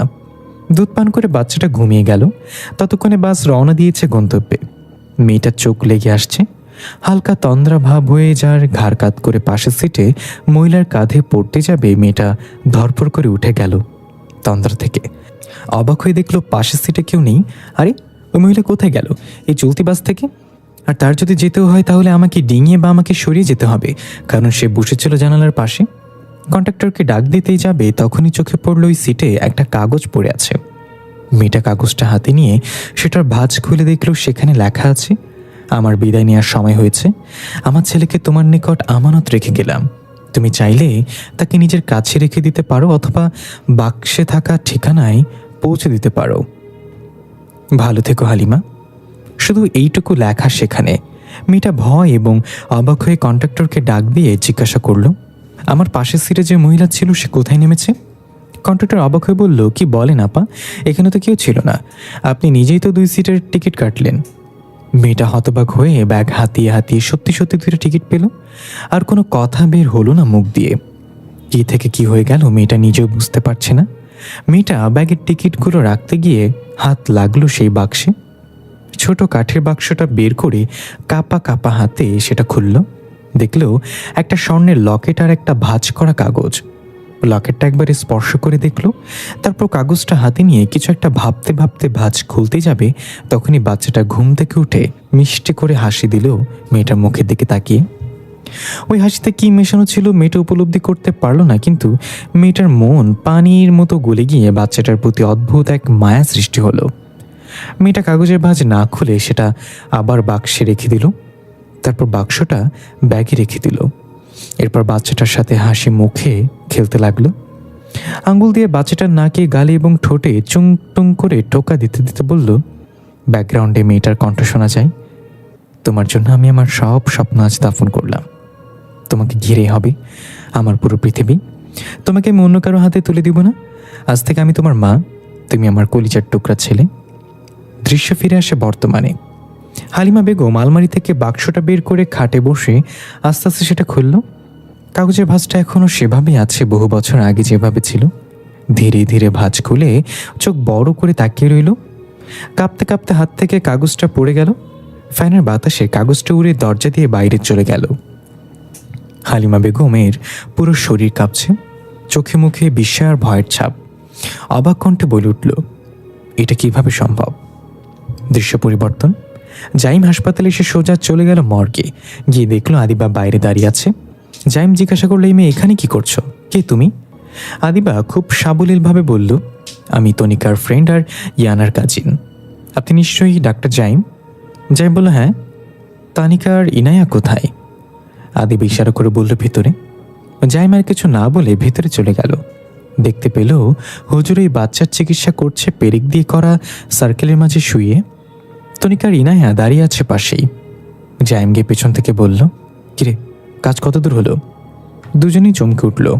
তনিকা ধমক দিয়ে বলল, এভাবে কেউ হঠাৎ করে পেছন থেকে আওয়াজ দেয় নাকি? জাইম বলল, এত ভয় পেলে চলবে নাকি? আমার মতো সাহসী হতে শেখ।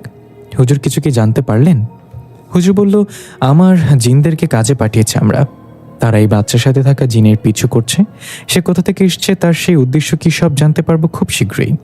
তখনই বাচ্চাটা ঘাড় ঘুরিয়ে জাইমের দিকে তাকিয়ে রহস্যময় এক হাসি দিয়ে বলল, তোমাকে সেখানে যেতে হবে, তোমার জন্য সকল আয়োজন করা হয়েছে। জাইম একটু ঘাবড়ে গিয়ে বলল, হুজুর সে কোন বিষয়ে কথা বলছে? ইনায়া বলল, হতে পারে আপনার বিয়ের আয়োজন করা হয়েছে, তাকে পাঠানো হয়েছে দাওয়াত দিতে। জাইম বলল, চুপ করেন মিস ইনায়া, এখানে মজা চলছে না। একটা সিরিয়াস মুহূর্তে এসব লেইম ফান করা মানায় না। বাচ্চাটা খিলখিল করে হেসে উঠল। জাইম রাগান্বিত কণ্ঠে বলল, তুই হাসছিস কেন?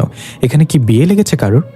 তখনই হঠাৎ ওয়াশরুম থেকে দরজা বাইরের সাথে একটা মেয়ে কণ্ঠ ভেসে আসলো।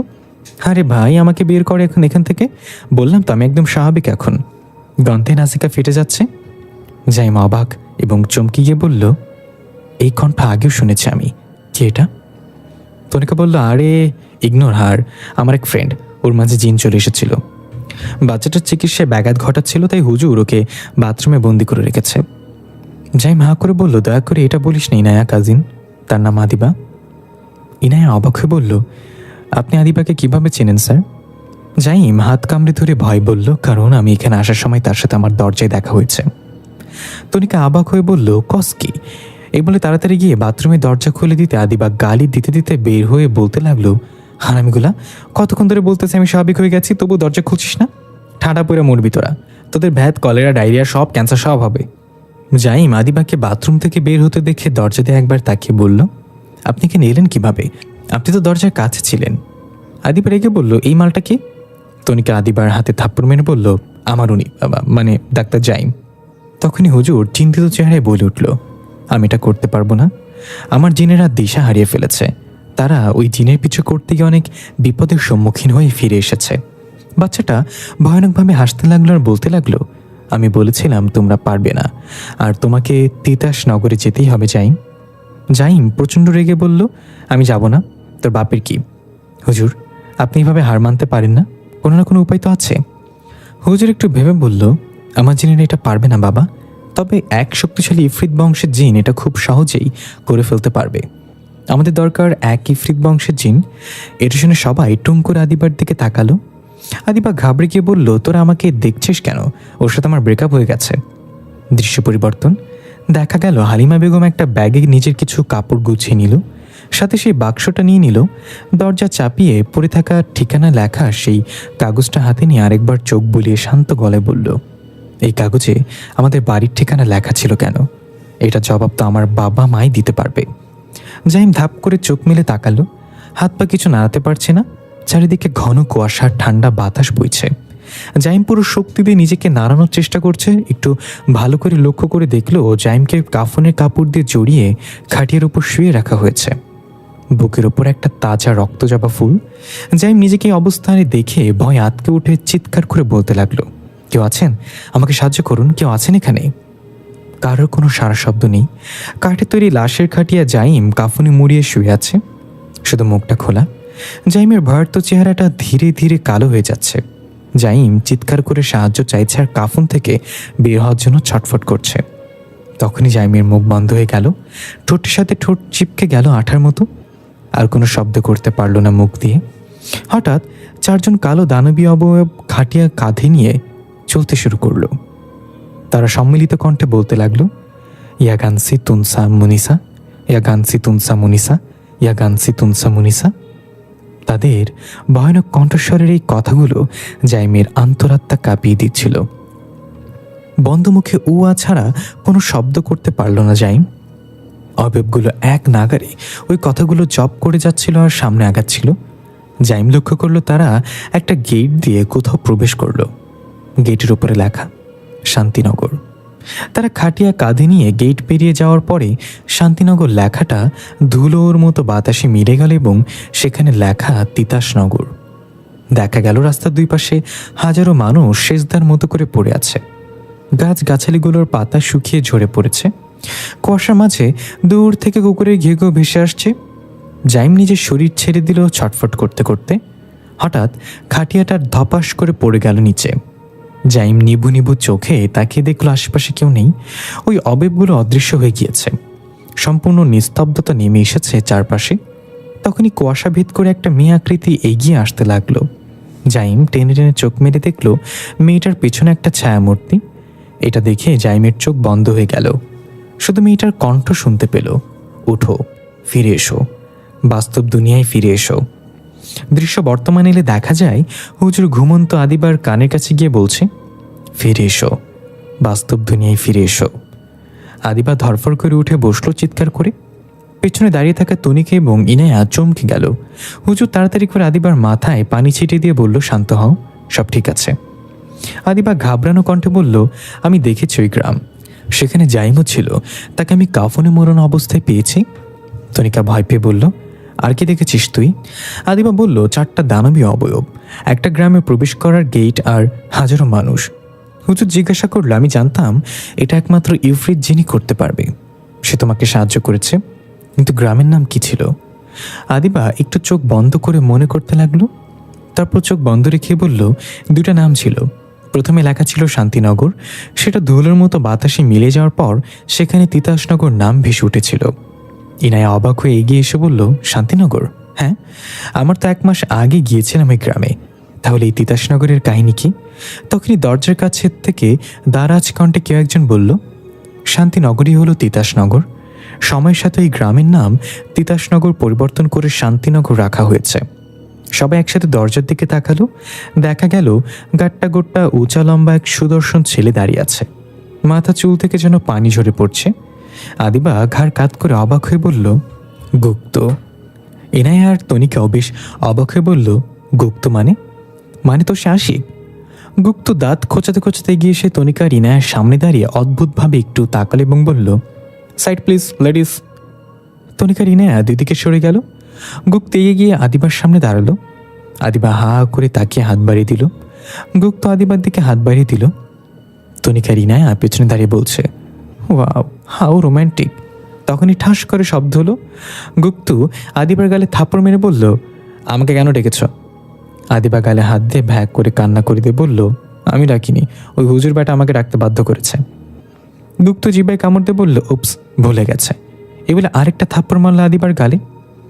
আদিবা এবার 2 গালে হাত দিয়ে আরও জোরে কান্না করতে করতে বলল, আমি ভাবছি সরি বলবা। গুপ্ত বলল, একটা থাপ্পড় মারলে বিয়ে হয় না। আর হ্যাঁ হুজুর, আমাকে কেন ডেকে পাঠানো আদিবার সাহায্যে? হুজুর খুব শান্ত গলায় বলল, এক রহস্য বেড়াচালে আটকে পড়েছে আমরা। একটা বাচ্চা যাকে আমি কিছু সময়ের জন্য তো শান্ত করেছি আপাতত, কিন্তু তার মাঝে আছে তার উদ্দেশ্য কি, কেন এসেছে সেটা জানতে পারিনি। তুমি যদি এই বিষয়ে আমাদেরকে সাহায্য করো তাহলে তোমার প্রতি কৃতজ্ঞ থাকবো। গুপ্ত কিছু একটা ভেবে বলল, হ্যাঁ আমি গিয়েছিলাম সেখানে। ওই গ্রামে রহস্য উন্মোচন করা মৃত্যু ডেকে আনার সমান। তবে দুঃখের সাথে বলতে হচ্ছে আমি আপনাদের কোনো সাহায্য করতে পারবো না। হুজুর হতাশ হয়ে বলল, একমাত্র সাহায্য করার মতো তুমিই ছিলে, এখন তুমিও পিছু হাঁটে গেলে আমার আর কিছু করার থাকবে না। এই বলে হুজুর চলে গেল। তনিকে এগিয়ে এসে হাত জোর করে বলল, প্লিজ আমাদের সাহায্য করুন, এর সাথে হয়তো আমার প্রিয় মানুষটার জীবন জড়িত। গুপ্ত বলল, দেখুন মিস লেডি, এখানে আমার নিজেরও জীবনের প্রশ্ন, আর আমি এতটাও মহান না যে কারোর জন্য নিজের জীবন বিপদে ফেলবো, তাই না আদিবা? আদিবা বলল, তুমি যে স্বার্থপর সেটা নতুন কি? তনিকা চল যাই, আমরা অন্য কোনো উপায় খুঁজে বের করব, ওরা কিভাবে বুঝবে অন্যর কষ্ট। এই বলে তনিকা রিনায়া বেরিয়ে গেল সেখান থেকে। আদিবা একটু গিয়ে আবার ফিরে এসে গুপ্তর চোখে চোখ রেখে বলল, জানো আমি জীবনে 3টা ভুল করেছি। 1, ভালোবেসেছি, 2, তোমাকে ভালোবেসেছি, আর 3, নিজের থেকেও বেশি ভালোবেসেছি। এই ভুলের মাসুল আমাকে আজ বাচ্চা মরার মাঝখানে এনে ফেলে রেখেছে। গুপ্ত কিছু না বলে চুপ করে আদিবার কথা শুনছে। আদিবার চোখের কোণে ছোট ছোট অশ্রুবিন্দু জমা বেঁধেছে। কান্নায় ভেঙে পড়ে আদিবা গুপ্তর বুকে মাথা রেখে বলল, আমার মনে অনেক কষ্ট, আর সবচেয়ে বড় কষ্ট যে আমাকে এত কষ্ট দিল সে আমার মনেই থাকে। গুপ্ত এবার আদিবার মাথায় হাত রেখে বলল, আমার আর কোনো পথ ছিল না আদিবা, যা করেছে বাধ্য হয়ে করতে হয়েছিল। আদিবার চোখের পানি মুছে চলে যেতে যেতে বলল, আমি তোমার কোনো বাহানা শুনতে চাই না। থাকতে চাইলে 1000 বাহানার ভিড়ে একটা বাহানাই যথেষ্ট আর থেকে যাওয়ার জন্য। দৃশ্য পরিবর্তন। ওই বাচ্চাটা হাসপাতালে বেডে শুয়ে আছে। তার হাত পা শক্ত করে বেডের সাথে বেঁধে রাখা হয়েছে। জাইম তার হাতে স্যালাইন লাগিয়ে দিল, ক্ষতস্থানগুলিতে ব্যান্ডেজ করে দিল। এর মাঝে সেখানে ইনায়া এসে বলল, স্যার একটা বড় রহস্য আছে। আসলে শান্তিনগরই হলো তিতাসনগর। এটা শুনে জাইম হকচকি গিয়ে বলল, মানে এটা কিভাবে সম্ভব, আর এটা কে জানালো আপনাকে? ইনায়া বলল, আদিবা গুপ্তর সাহায্যে সেখানে গিয়েছিল এবং এটা জানতে পেরেছে। আর একটা কথা, সেখানে আপনাকেও দেখতে পেয়েছে লাশের খাটিয়ায়। জাইম নিজের দিকে একবার তাকিয়ে বলল, তাহলে এই ছিল রহস্য, কিন্তু এখনও জানার বাকি আছে আমার সাথে গ্রামের সম্পর্ক কি।